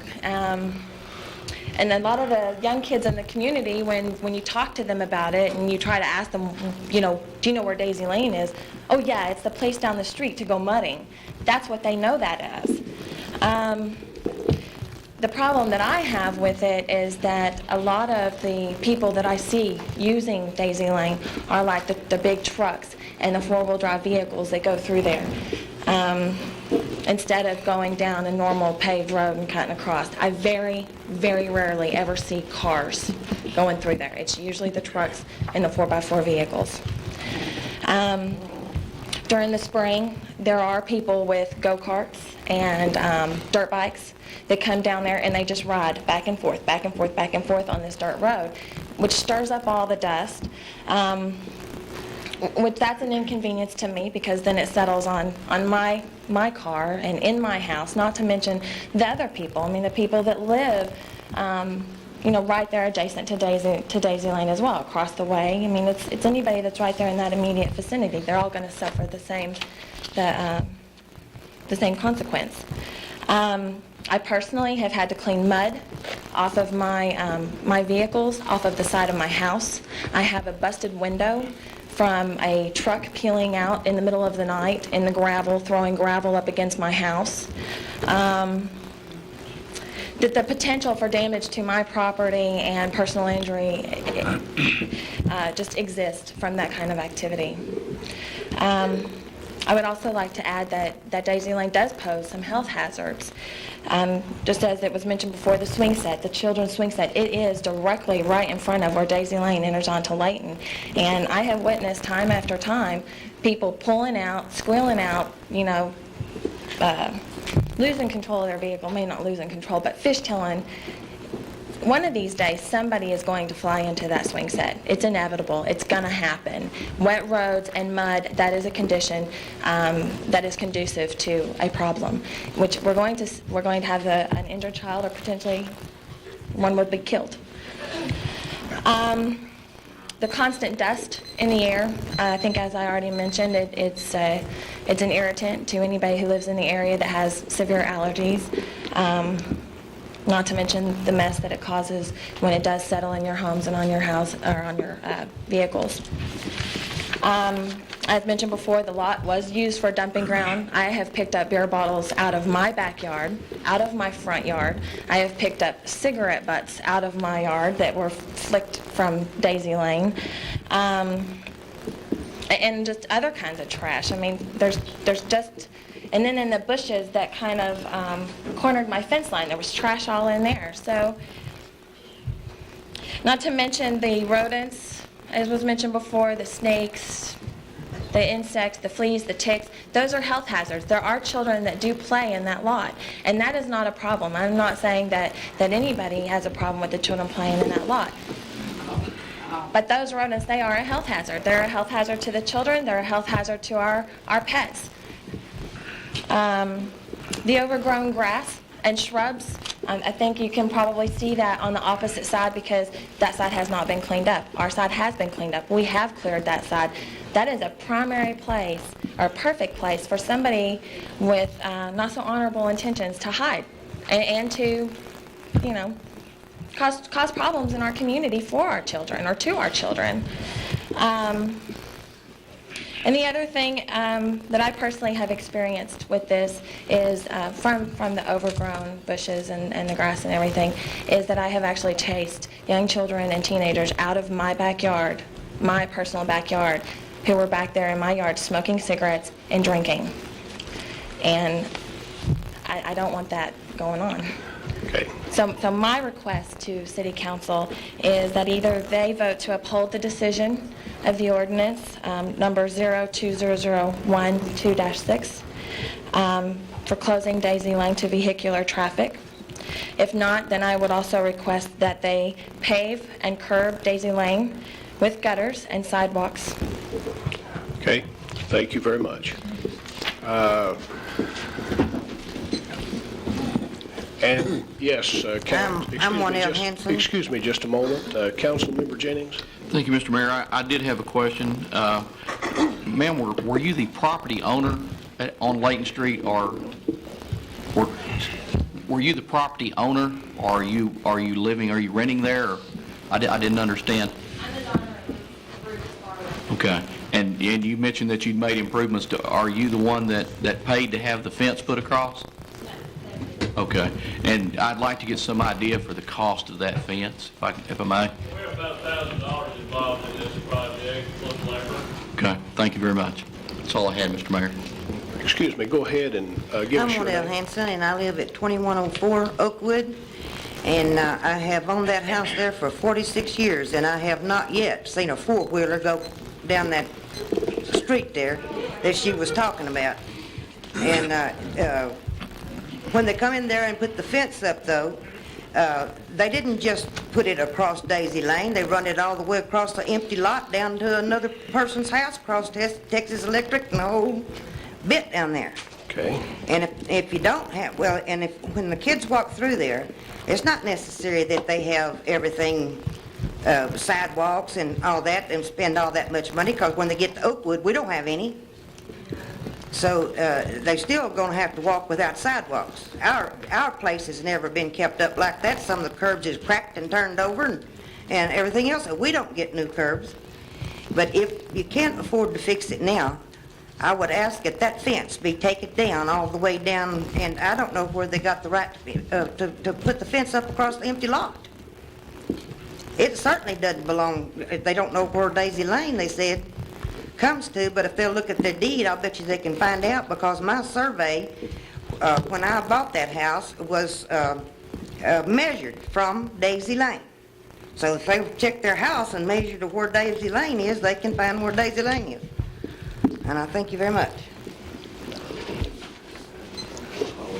Yes, if you would give you did fill out one of the yellow cards. It's Teresa Okay. Barr, and I live at 2017 Oakwood Street. Okay. And as far as the concern about the kids going and hiding in the bushes, yeah, they did do that before, but now there's a fence up. There's no way for a car to come and catch them doing anything. And that's up to us, as the citizens, to stop that. I mean, why is it right for them to take it upon themselves to put a fence up to block the whole road? I mean, that would be, where I live, I've got an easeway too. Should I, because I don't like the people driving so fast on 28th Street, put a fence up to block it to where nobody can speed and possibly injure my child? I mean, my son rode his bike on that street. I won't let him do it now because, I mean, he can't go very far. Plus, you do have all the trash, but that's been maintained. As far as it not being maintained, that's not true. I personally mow half of it, the very front of that lane. Yeah, I do. Once a week, it gets mowed, a little section of it, but some of it does get mowed. I have picked up trash there. I'll agree with the trash and the hiding of the kids, but if you put an obstacle up in front of it, that just gives them more of a hiding spot. It doesn't solve a problem. If the problem wants to be solved, get a solution for it. Don't just, all that's doing is blockading the problem, right? You're not doing anything for it. Thank you very much. I think our final speaker on this subject, Mr. Ownby, will you give your name and address, please? Yeah, Ed Ownby, 4407 South Wayne Court, and One picture doesn't always tell 1,000 words. In this case, it tells a whole lot more. Most of the people speaking on behalf and for and against are both accurate, which gives you all the challenge that you're supposed to have as a council, and that is to try and make a wise decision and one that works for the benefit of the city and the people that are in the city. I came down here to speak primarily for the fact that I had seen it and thought it was a wonderful thing, because unfortunately I have seen, it wasn't necessarily a four-wheeler, but I've seen teenage kids, even one of my own ones I had to catch going through there, flying sideways in the mud and everything else. And so it can be a health hazard. It can be every single thing that they've stated that it can be. It can also be something I think that needs to be worked out, not here at this particular meeting, but I think that there needs to be a session with the neighbors, with probably Greg and a couple other people back there, because they took some action, Ruth Ann and them, and I was glad they did. When they put the wall up, I looked and I said, hey, that's great. Kids won't be flying back and forth anymore. All of the neighbors here that are talking about cleaning it up, the city should be down there cleaning it up, okay? If they would get down there and clean up what is theirs, then we wouldn't have the undesirables down there either. But they are there.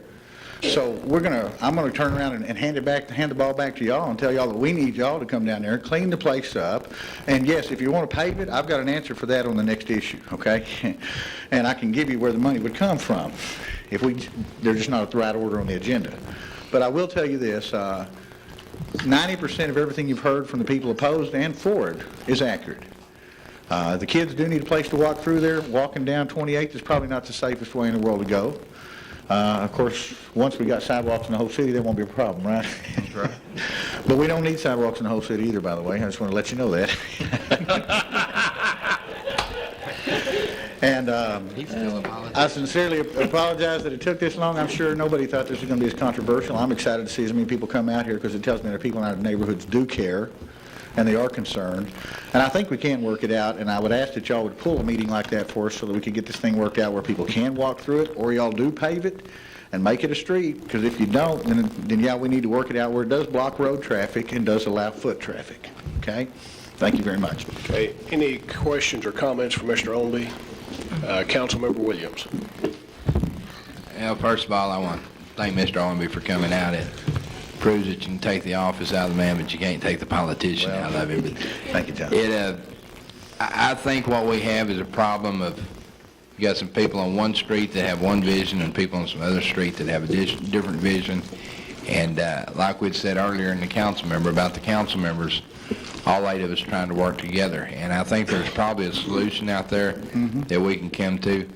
You know, we can stay on this another hour or two. I don't think it's necessary. I think probably you have a good idea, set up some sort of a workshop on it and have everyone come there in a civil mind and sit down and talk it when we're not under this tension like this, and have somebody moderate it and find out exactly what needs to be done. I know when we had this come up, the people that were here was telling us that it was a problem and needed to be shut off. Right. And that's the reason that we took care of it.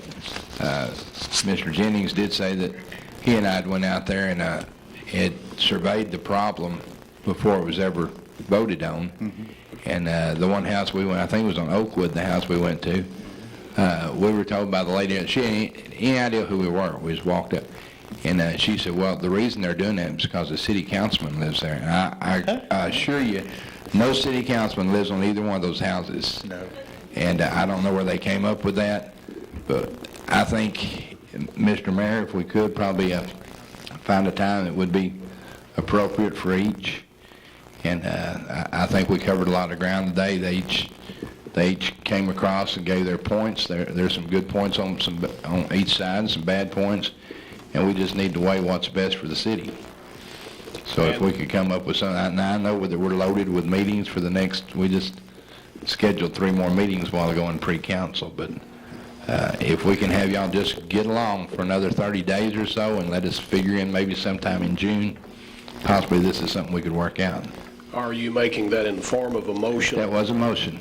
Okay. Councilmember Patino? Yes, that's a form of a motion. I'd like to second that. So give the council a chance to kind of study the issues more.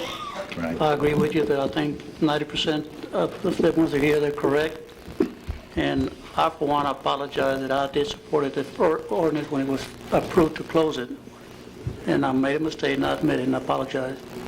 After I read it further, I noted that I made a boo-boo.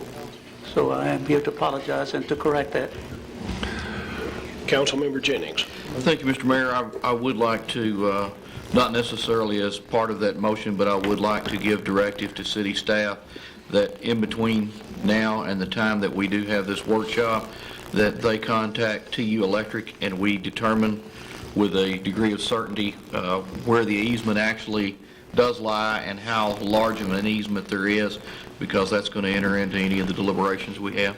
Yeah, that would even clarify the young lady's statement earlier about where did they get the permission to even go put that fence over there, because TU Electric gave them the permission to run it across there, and they did ascertain that, but the footage of it would be explained in that easement. Okay, we have a motion and a second on the floor. Any other comments from members of the council?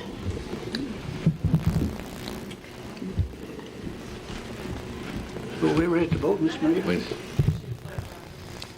If you'll come to the lectern, or the podium, I believe it is.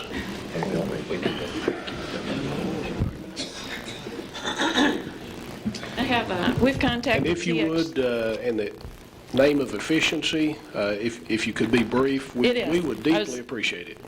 TXU, we have a letter from TXU dated April 17th, 2001, giving us permission to fence across their easement.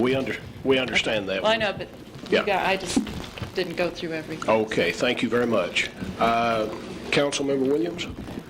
Yes, sir, Mr. Mayor, and with my motion on that, I would like to direct city staff to also find exactly who owns which property, where the property lines are, both on the north and on the south, and the east and the west. Staff has been working on that, and we will find out exactly who the property owners are in that area. We need that, and the easements from TU Electric. If that's okay with whoever seconds the motion. Is that okay, Mr. Patino, on the second to that motion? Oh, we'll second it. Okay. Any further discussion on the item before us? Those in favor of the motion as presented, register your vote for it or against it. And it carries unanimously. And we are very appreciative of your patience tonight. We are looking for a solution to this that everybody can feel good about, and hopefully that will be forthcoming over the next few weeks. I think in the interest of the comfort of some of us up here at the front, I'm going to declare a 5-minute recess, and we will we'll reconvene at approximately 9:35.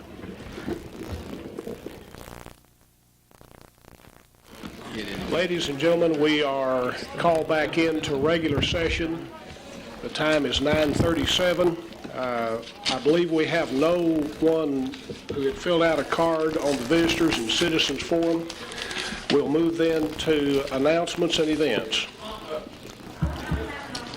Members of the council, are there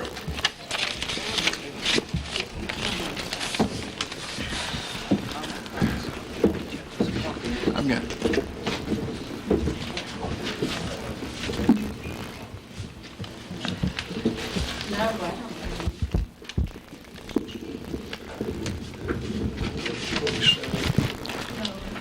I know I filled one out.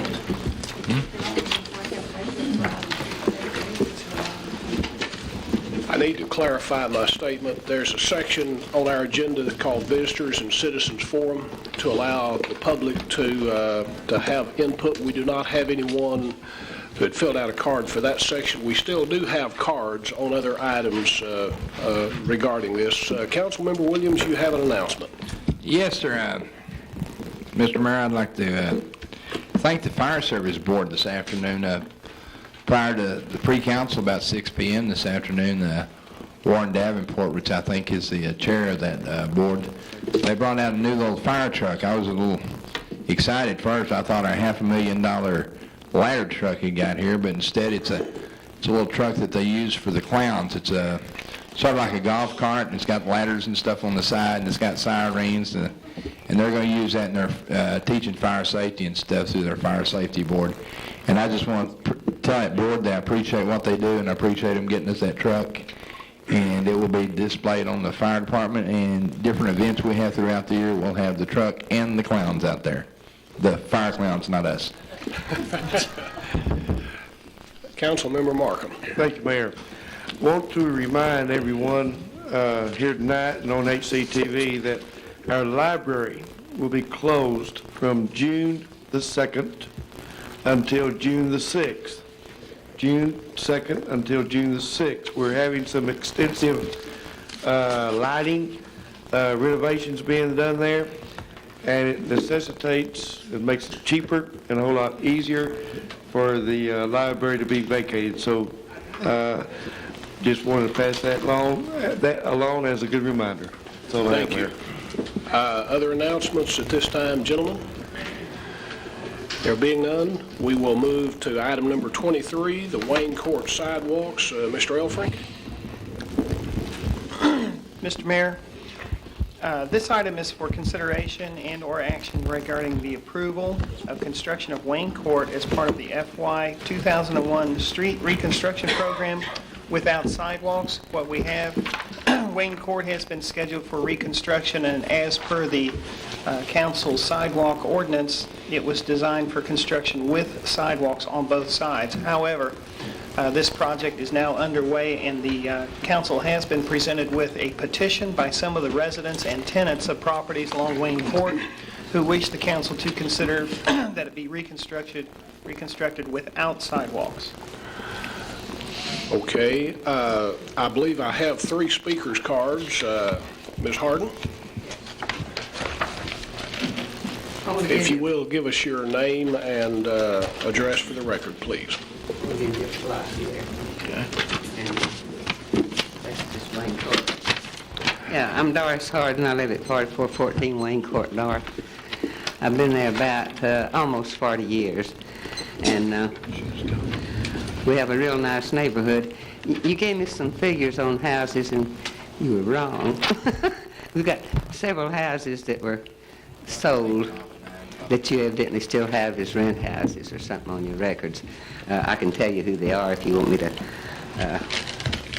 We've got a house on. Ms. Harden, I don't know that that's that important. Well, Which houses? There's about 4 or 5, and y'all call them rent houses, and they're not rent houses. So we've only got 1, 2. There's one up there on Layton, it's a rent. 2 up there, one up on Layton, it's a rent house. Okay. But I've got one person on Layton that signed it, and that's the others. And we got, nobody signed twice. There's one house, somebody mentioned that, there's one house that belongs to 2 people, so they said, well, we want to both sign it. So we're not counting, we're just counting that as one person. So we had 34 houses on Wayne Court and 4 houses on Layton. That makes 38. We've got 24 people that signed, homeowners, that signed for no sidewalks. So, and that leaves 14, and some of them were people that had gone to work, and Pat and I are kind of getting long in the tooth. You can tell that. And we had our hands full. See, I want to tell you right now while I'm up here, I have been using a waste paper basket in my bathroom for 5 years, and I love every one of you for getting this in for us. Now, yeah, and I've got one more thing I want to say. I have lived here a long time. This is the first time we have ever gotten any attention on our street, and I want to thank you, every one of you. We have your water department, the men that are working at that water department down there. They're a good crew. They work hard. They're very considerate. And I told them that I was going to tell you down here tonight what a nice bunch of boys they are. So I want to appreciate it. And anything you can do for us.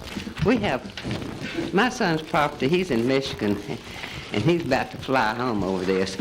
And I told him he has a real, if you look at that pie shape, there's 2 pie-shaped, see, lot 8. Right. My lot is 7. His lot's 8 on the inside of the circle. He has, time you put a sidewalk and an easement, whatever you have to have, you'd be right on about 5 or 6 feet from his front porch. And you take out his sycamore tree that's at least 50 years old, his pecan tree. You take out, everybody has planted trees in shade, and it's very, very bad to do this, you know? And I don't know. And all the people that couldn't come down here tonight, we have people in the rest homes, we have men that use walkers, you're looking at one half along, and so we appreciate what you can do for us, but we had to come down here, and I just want to thank you a million for helping us. Mr. Williams, you've been wonderful, and so has Mr. Patina. I've talked to him before. Original back. Thank you very much, Ms. Harden. We have duly noted that you have spoken against sidewalks on Wayne Court. You have this. Got it. Yes, ma'am, we got it all. So, you said there's so many houses. Talk in the microphone, please, then. You said there were so many houses on Wayne Court, like north and south, but there is only 34. Right. And we got 24 signed. Okay. Or in Wayne Court addition. But see, that's not even on our street. Thank you, Million. Patsy Thank got you. something. Thank you very much. Ms. Jennings? My name is Patsy Jennings. I live at 4415 North Wayne Court. I've been there for 45 years. I also planted a big live oak tree in my front yard, which is 35 years old, and is right where the sidewalk would go. I don't want to give up my tree. And besides, some of my neighbors have sprinkler systems. Okay, when they put in the curb, they're going to repair the sprinkler system. But when you get over there where the sidewalk is, are they going to reposition all of those nozzles? And there is no through traffic on Wayne Court. We play in the street, talk in the street, gossip in the street. There's no traffic. We don't need sidewalks. And we don't want to lose some of our privacy. As you will note, some of those slots are real short on the bend. And they just don't have room for a sidewalk. They won't have grass. They'll just have sidewalks. I appreciate it if you consider this. Thank you. Thank you, Ms. Jennings. Mr. Ownby?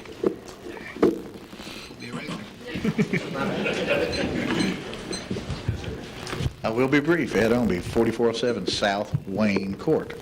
We don't need sidewalks. Aesthetically, I know when I sat on the council myself for Conan Gregory was the last one I remembered.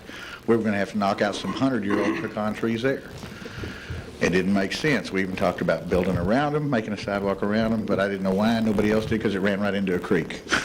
We're on a court. It's not going anywhere else. We'd like to keep it that way. And if you save the money on the sidewalks there, you can probably pave that other street if you need to. I knew he was going there with that.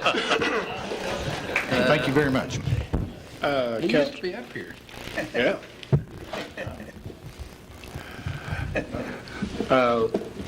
Gentlemen, we are now ready, after having heard from these three citizens, for what is your pleasure regarding item number 23? Councilmember Jennings? Thank you, Mr. Mayor. At this time, I would move that we continue with the construction of the street and sewers on Wayne Court and delete the sidewalks from further consideration. Councilmember Hurley. That's second. Councilmember Averett? That was for a second. Okay. Councilmember Williams? First of all, I want to apologize to Ms. Jennings and Ms. Harden for having to sit till 10 o'clock up here. I'd spoke with them and they'd asked me, they're very concerned about this, want to know the best way to handle it, and I said, well, just come down to the council meeting, we'll have you out in an hour. So I apologize for that part of it, but I am happy to see that the council is willing to do that. We don't want to take your trees out. We want to make you happy, and y'all live on a very unique court down there, and the front yards are very well kept and stuff, and I'm proud to have y'all as citizens, and I'll throw in a second with that too, so I bet it's going to pass. Councilmember Jennings? Yes, Mr. Mayor, thank you very much. I'd just like to add one other point for any of you that may be out there wondering. Mrs. Jennings, who spoke, is no relation to me in any way, although I do commend her on her wonderful last name. Thank you. She was nice. Any further comments by the council before we cast our vote? If you would, gentlemen, register your vote. We have a unanimous vote in favor of not including sidewalks on Wayne Court. Thank you, ladies and gentlemen, for being here tonight. Item number 24, the grant of sidewalks. Mr. Elfrink. Mr. Mayor, this is also an item that the council is being asked to consider a project and exclude the sidewalks. This is consideration and/or action regarding granting a variance to the Interstate Battery Expansion Company from the construction of sidewalks along Granton Street and Salona Avenue and the construction of curb and gutter along Granton Street. This is a little bit different from the previous item that was on your agenda. In this particular area, this location that's being improved is one of 3 lots on this street, of which there are no sidewalks anywhere on the lots whatsoever. Also, it's pointed out by our staff that in this area, excuse me, for this particular type of item, our sidewalk ordinance specifically gives the council language and leeway to exclude the sidewalks on an area like this. Also, it was pointed out by staff that the battery company's location will be about 75% concrete around its perimeter anyway. I think that's basically about it on this item. Gentlemen, what is your pleasure regarding item number 25? 24. Councilmember Williams? Move to approve removing the sidewalks in the plan. Councilmember Avery? I second. Any further discussion? Gentlemen, register your votes. And that carries by unanimous vote. Item number 26. Item number 25 was included in the consent agenda, so we move now to item number 26. Mr. Elfrink. Mr. Mayor and Council, item number 26 is an item for consideration and/or action regarding the approval of a resolution setting the salary and compensation for the judge of the Municipal Court of Record for the City of Haltom City. Haltom City has a court of record as opposed to some others, and we are governed by state law where we have passed an ordinance that describes the various procedures that must be followed in order to set the judge's salary and make his appointment.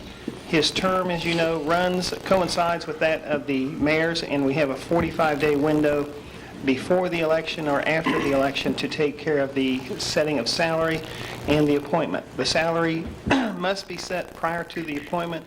It cannot be diminished during the term of office that the judge holds. With that being said, we have a resolution for your consideration, and that is all I have to say at this point. Members of the council, what is your pleasure? Councilmember Williams. This question's for the attorney. Don't we have to set the salary tonight, regardless of... No, you don't have to set it tonight unless you're planning to appoint the judge tonight, but you should set the salary before you appoint the judge. If you don't take any action to set the salary, we're going to presume that the salary remains the same as it has been in the past. Thanks. Any further questions, Councilmember Williams? No, sir, that's it. Councilmember Hurley. Mayor, I feel that there's been inadequate time to study this in depth. This came kind of sudden. I don't feel like I've had enough time. I'm sure that some of the rest of the council hasn't.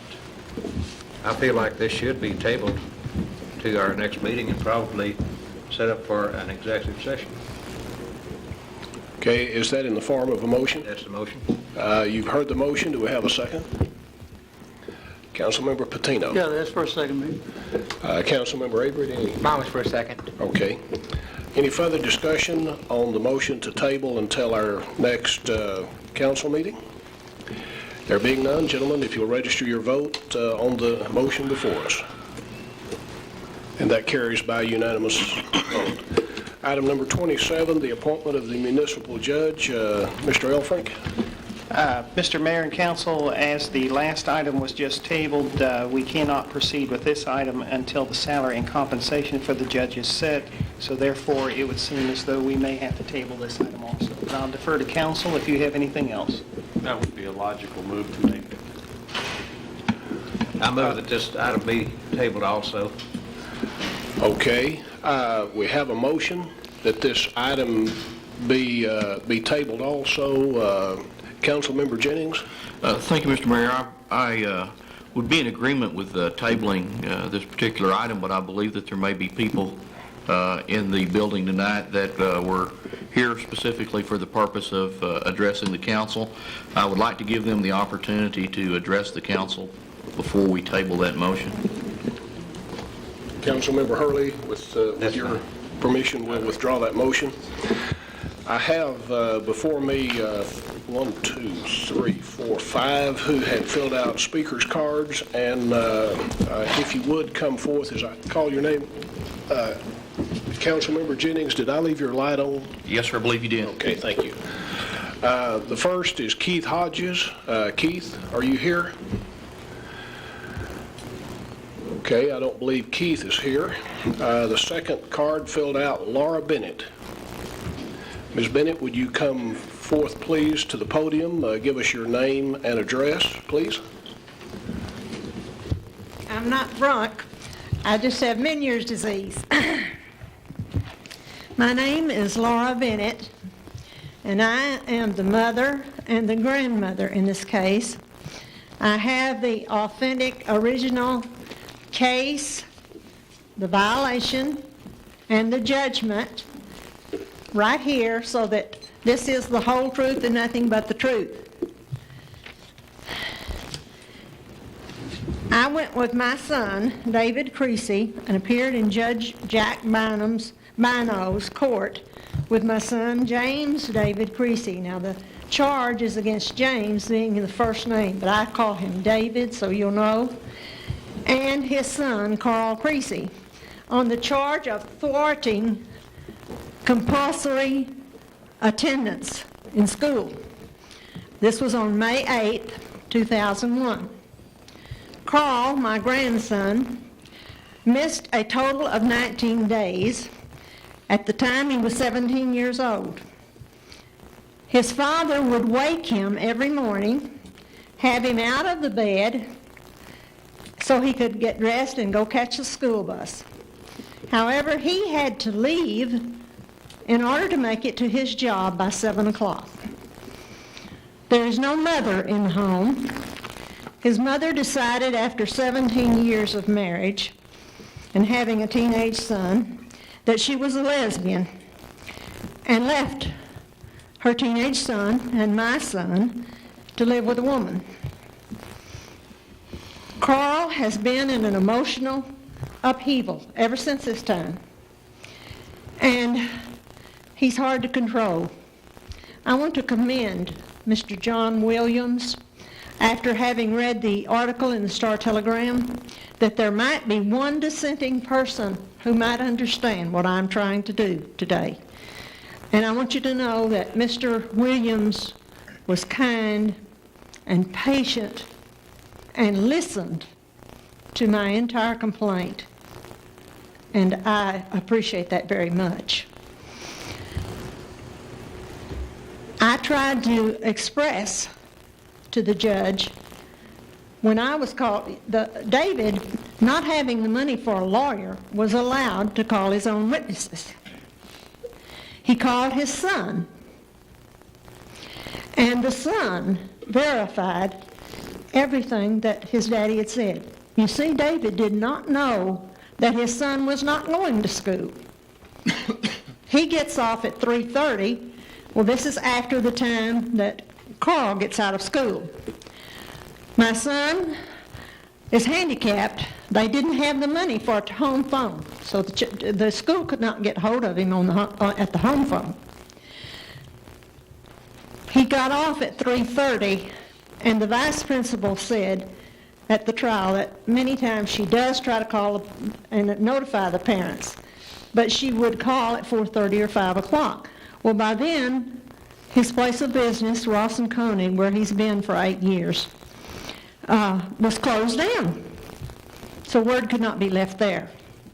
The truant officer said that a farm letter is sent to the house, but David did not receive that. He did receive a ticket against him and against his son. So, as I say, he pled not guilty for a fine of $250. He waived the jury trial because he didn't have money for a lawyer. And this was in favor of a bench trial.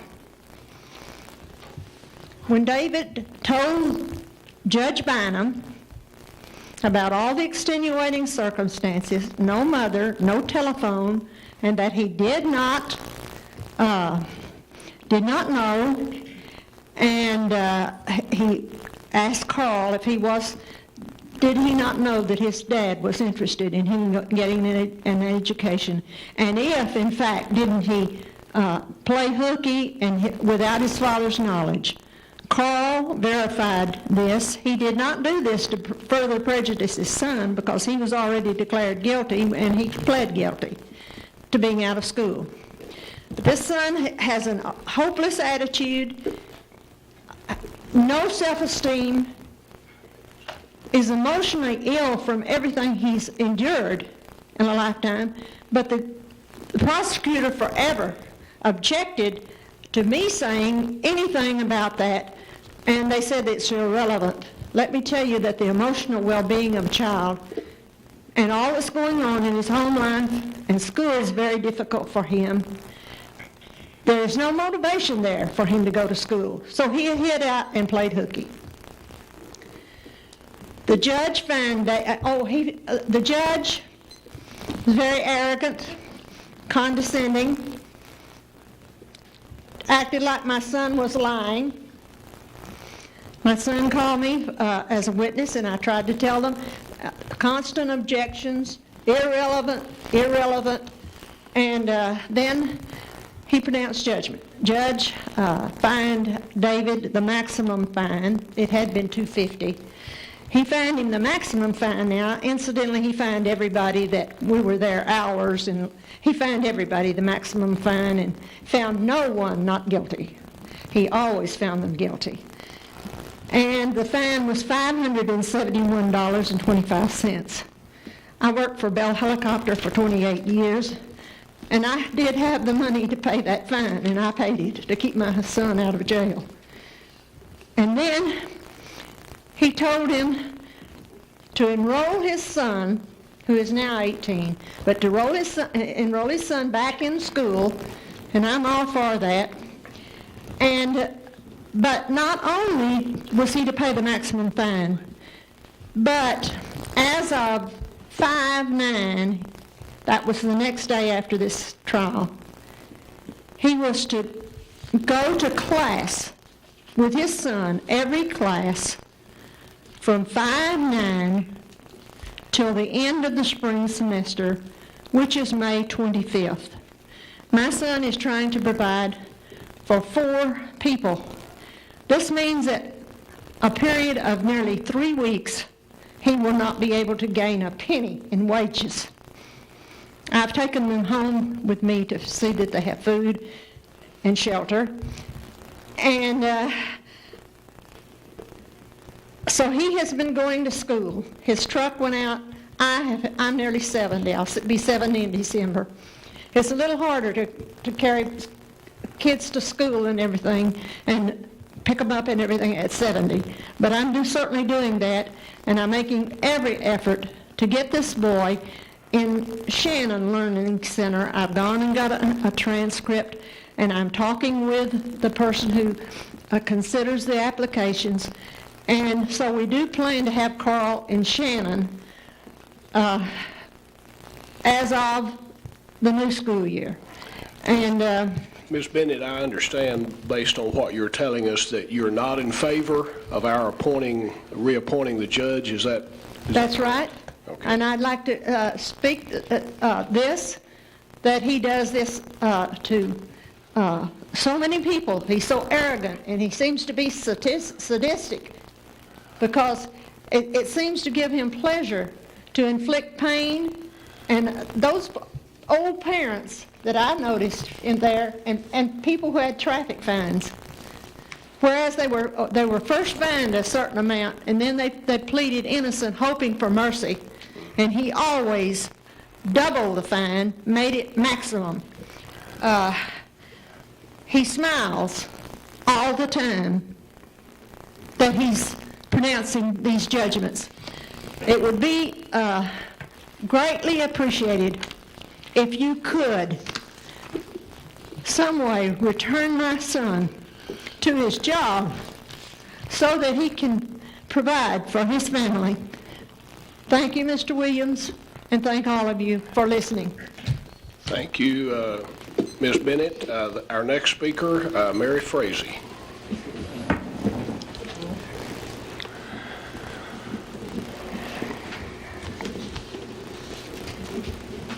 Thank you, Mayor and Councilman and Ms. Harris for hearing me.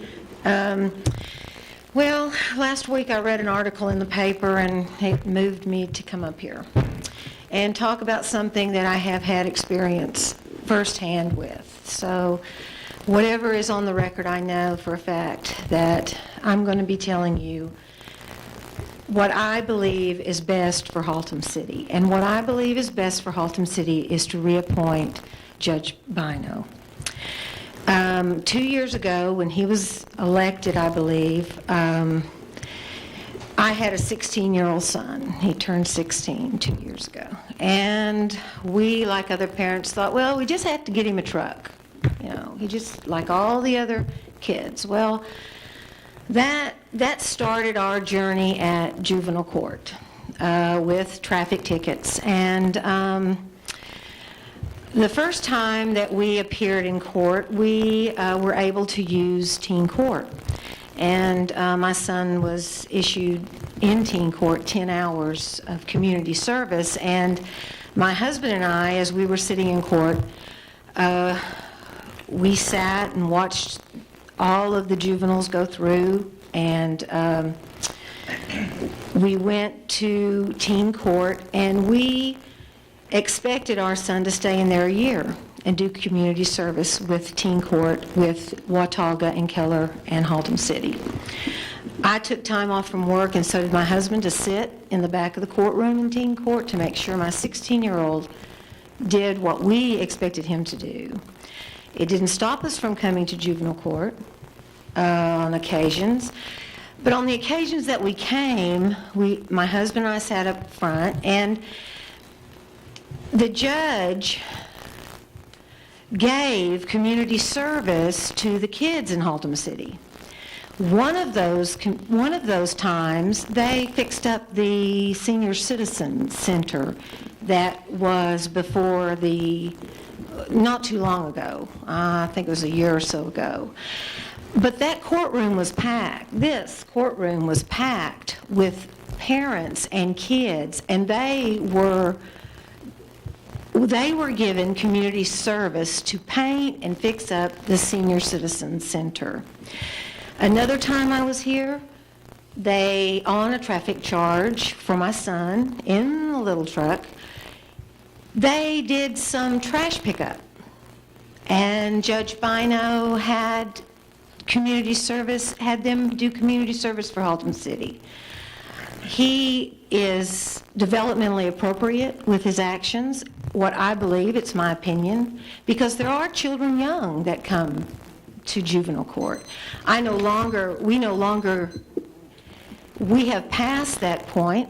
My son has a love of God and country now, but if it hadn't have been for the options that juvenile court gave us and our being responsible, and we never thought we would ever have to be in that position.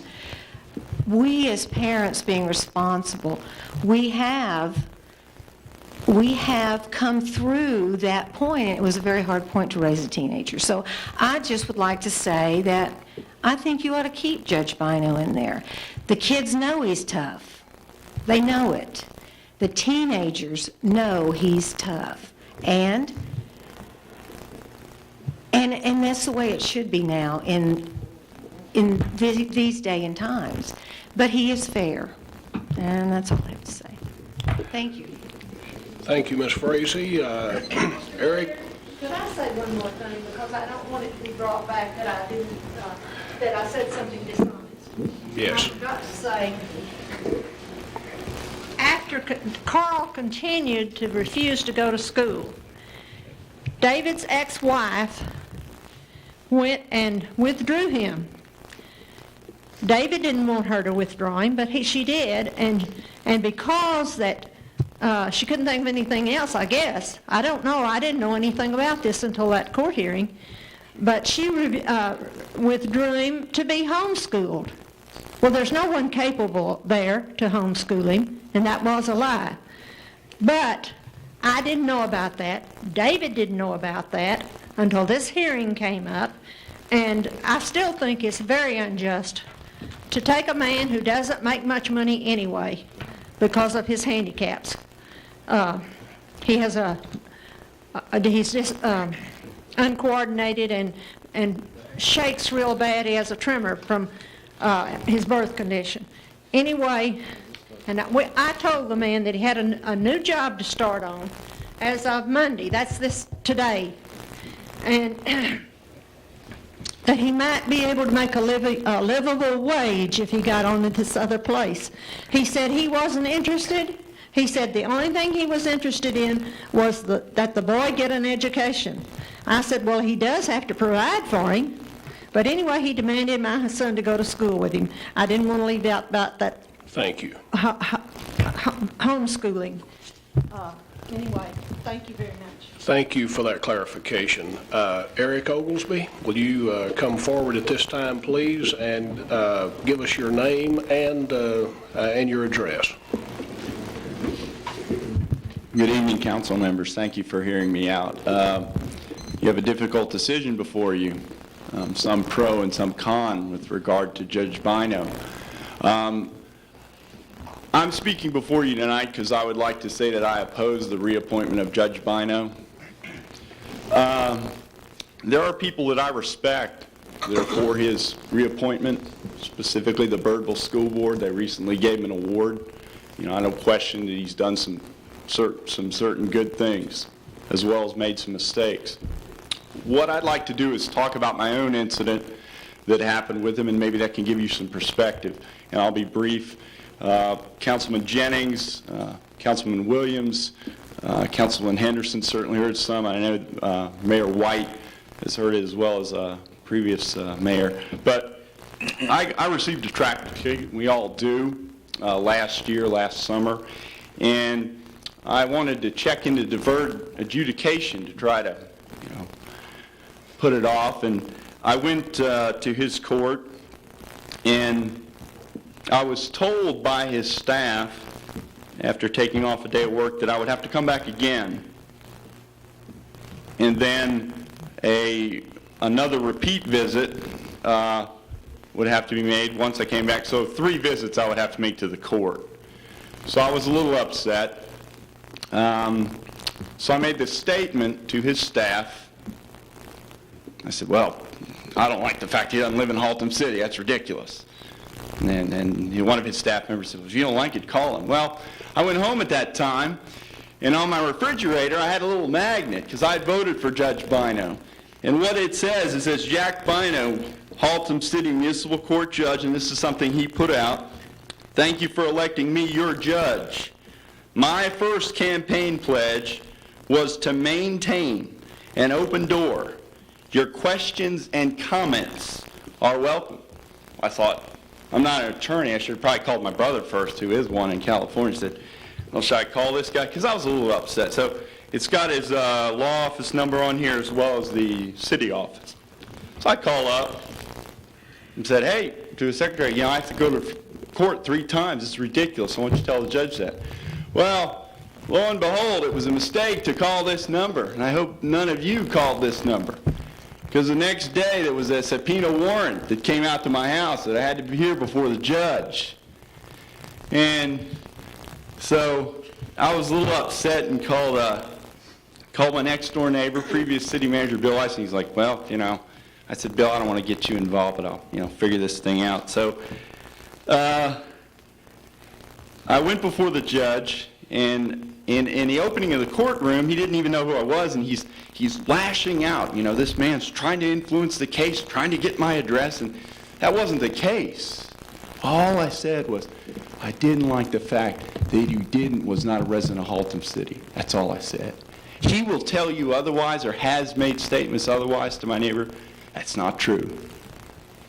That is simply not true.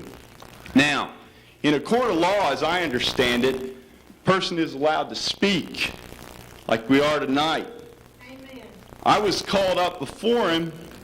I was never given that opportunity. I was told to be quiet. I said, Your Honor, I'm sorry. I showed him this.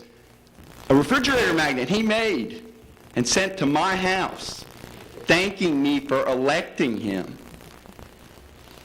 He said, that's irrelevant. I come to later find out from my neighbor Bill Eisen, he went so far back as to check. I was born in Virginia to see if I had a criminal record.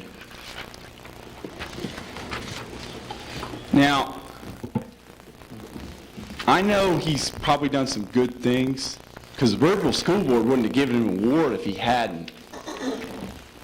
But the point is, whether you guys decide to reappoint him or not, and I'd certainly support the decision, whatever you decide, because I respect each and every one of you. And John has taken time, and Phil's taken time, Tracy, and the mayor has, Mayor White, to listen to what I have to say. But the point is, Judge Bino, I hope that if you are reappointed, that in the future, you'll allow people to speak, you'll listen, and you won't let people have to wait 1 year, because that's how long ago we met, before they can speak in an open forum. And I also hope that, whatever the miscommunication was, I didn't want your home address. I just wish that we had a judge that lived in Haltom City. If you don't choose to live here, that's fine, but that's my opinion. Eric, I need to get you to address myself rather than the judge. Oh, I apologize, Mayor. But, best of luck in this. Whatever you decide, I'll certainly support. I'm against it, but, the main thing is I want to be heard tonight. And I hope that you hear what these other people are saying. And, thank you for taking time, and, I congratulate you on your victory, and your best of luck. And I hope that the judge in the future, whatever happens, will kind of take this under consideration. Thank you again. Thank you, Eric. And our final speaker, I hope I pronounced this last name correctly, Kohlhofer. Mr. Charles Kohlhofer, will you come forward, please, and give us your name and address?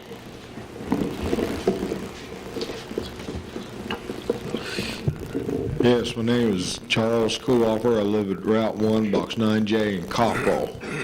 I'm not from Haltom City right there, but my son, he did get some traffic tickets here. He's went through some marital problems. Him and his wife are separated. They've got 2 children. Right now, we are taking care of him, and we're having to try to go back and forth, do things like this. He got arrested Friday night in Johnson County. We found out that, we got him, the bail out there. They told us, well, he had outstanding warrants here. When we checked, and when we called the police department here, they come out there and told us it was $1,675. And Johnson County said that's what it was. If we went ahead and came up with that, well, we couldn't come up with all that right there. And I'm disabled, I'm on workman's comp, so it's hard for me to, try to get all this up here. He goes up in front of the judge today, and then all of a sudden it's $2,250. $600 more dollars than what they had it at Johnson County. And when I also called the 222-7000 number here, they told me it was $1,675.25. That's how much it was, his fines was. But when he went up in front of the judge, it was $2,250. And we couldn't understand, what all this happened here. Whenever Johnson County come up there and said this. I mean, this is, the board, I'm not defending, what he did. He made a mistake. He needs to pay for this. But if all of a sudden, if we would have gotten him out of jail, had that money, well, what would have happened then? Would all of a sudden he got stopped someplace else and said, oh, there's another $500 that nobody says anything about, $500-600. This is, what kind of upset us about, is we start trying to scrape through that money to try to get him out, try to go ahead and get him up there. I agree for him to go ahead and work it off, or, whatever we can in there. But if they come out here and say one thing, and this is what the police department has told us in Haltom City, his fine was this amount. Johnson County, where he was out there, told us his fine was the same amount. And then all of a sudden today, when he calls us, he said, Dad, it's $2,250 now. And so we can't understand what happened. And this is what we was hearing, that all of a sudden, fines jump when he gets up in front of the judge. Okay. That's about all I had to say on this. I mean, I just, if he'd have it at regular price, maybe, he worked part of it off and we can try to raise up the rest of the money. But it seems like, all of a sudden you just, add $600 for, I don't know why. Okay. That's all I have to say. Thank you. Thank you, ladies and gentlemen, for your comments on item number 27. Councilmember Hurley, are you ready to make your motion at this time? Yes, sir. I would still make the motion that we table this. Councilmember Avery? I'll second that motion. We have a motion and a second to table agenda item number 27. Those in favor, register your vote, if you would, please. And that carries by unanimous vote.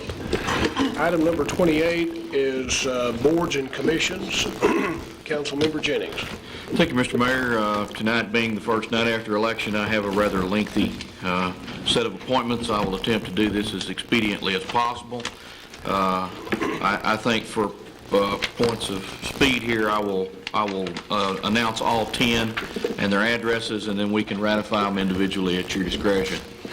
Appointment number 1 will be Denise Ford of 3420 Meadow Oaks to the Beautification Board. Appointment number 2 is David Stapp of 3225 Rita Lane to Crime Prevention. Appointment number 3, Rudolph Herrera, 3016 Field to Minority Affairs.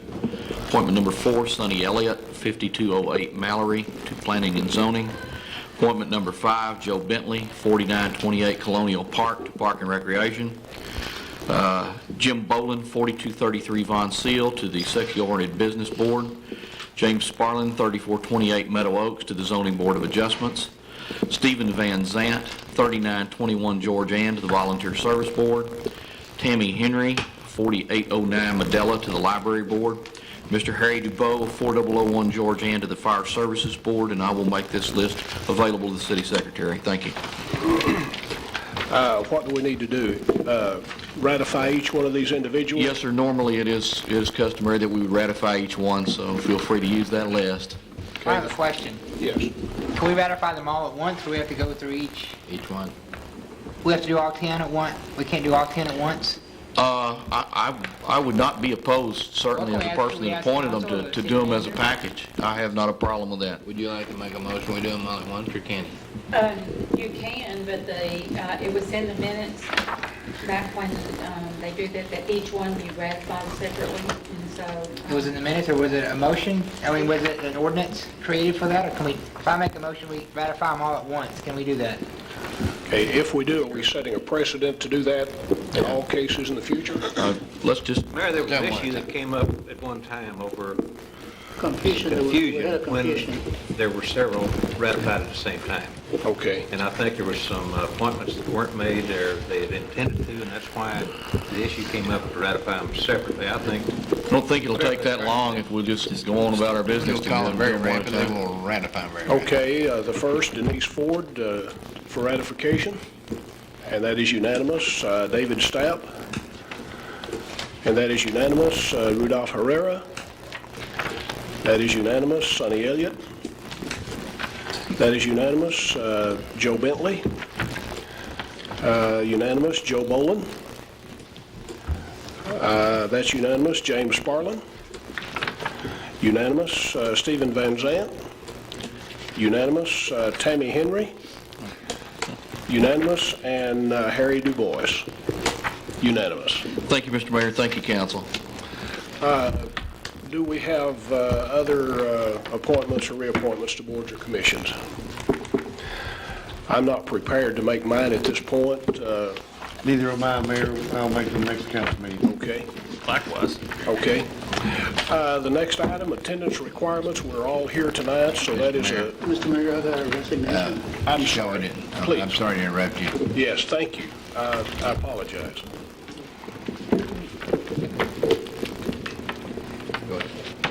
Thank you, Mr. Mayor. I have a resignation, one from Mr. David Hunt. He, due to his recent job changes, I find it necessary at this time to tender my resignation to the Zone Board of Adjustments, effective May the 14th. Okay, we have a resignation of Mr. David Hunt. Need to ratify that. If you'll register your vote, please. And that carries by unanimous vote. And Mr. Williams? I don't know who the appointment is. The appointment for Lisa Henderson? Are they? Which one of you? Mr. Patino, would you like to read that one as well, or you want me to? That's for library board. Which? Yeah, the resignation. Yes, sir. I have not made an appointment yet. Yes, but you would like me to read that into the deal for resignation? Or do you want to leave her on? Okay, this, we have a resignation, but the reappointment hadn't been made yet, so we'll hold on to the resignation until the appointment's made, if you'd like to do that. Or would you? We might want to go ahead and ratify that. Before the council meeting, she asked that we go ahead and ratify that, knowing that there would still be plenty of people to do that. Yes, I think we can honor her request. I'll tell you, I do have another resignation from Mrs. Leisha Henderson. And her statement is, please accept this letter as notice of my formal resignation from the Haltom City Library Board as Vice Chair and Member Place 4. The Haltom City Charter mandates that a relative of a council member cannot serve on a city board during their term in office. My resignation is effective immediately following Councilman John Patino replacement of this position. Okay, if you'll ratify your vote, that resignation, please. And that carries by unanimous vote. There are no unexcused absences or excused absences of council members tonight, and our attorney assures me that we have nothing for executive session. That being the case, we are adjourned.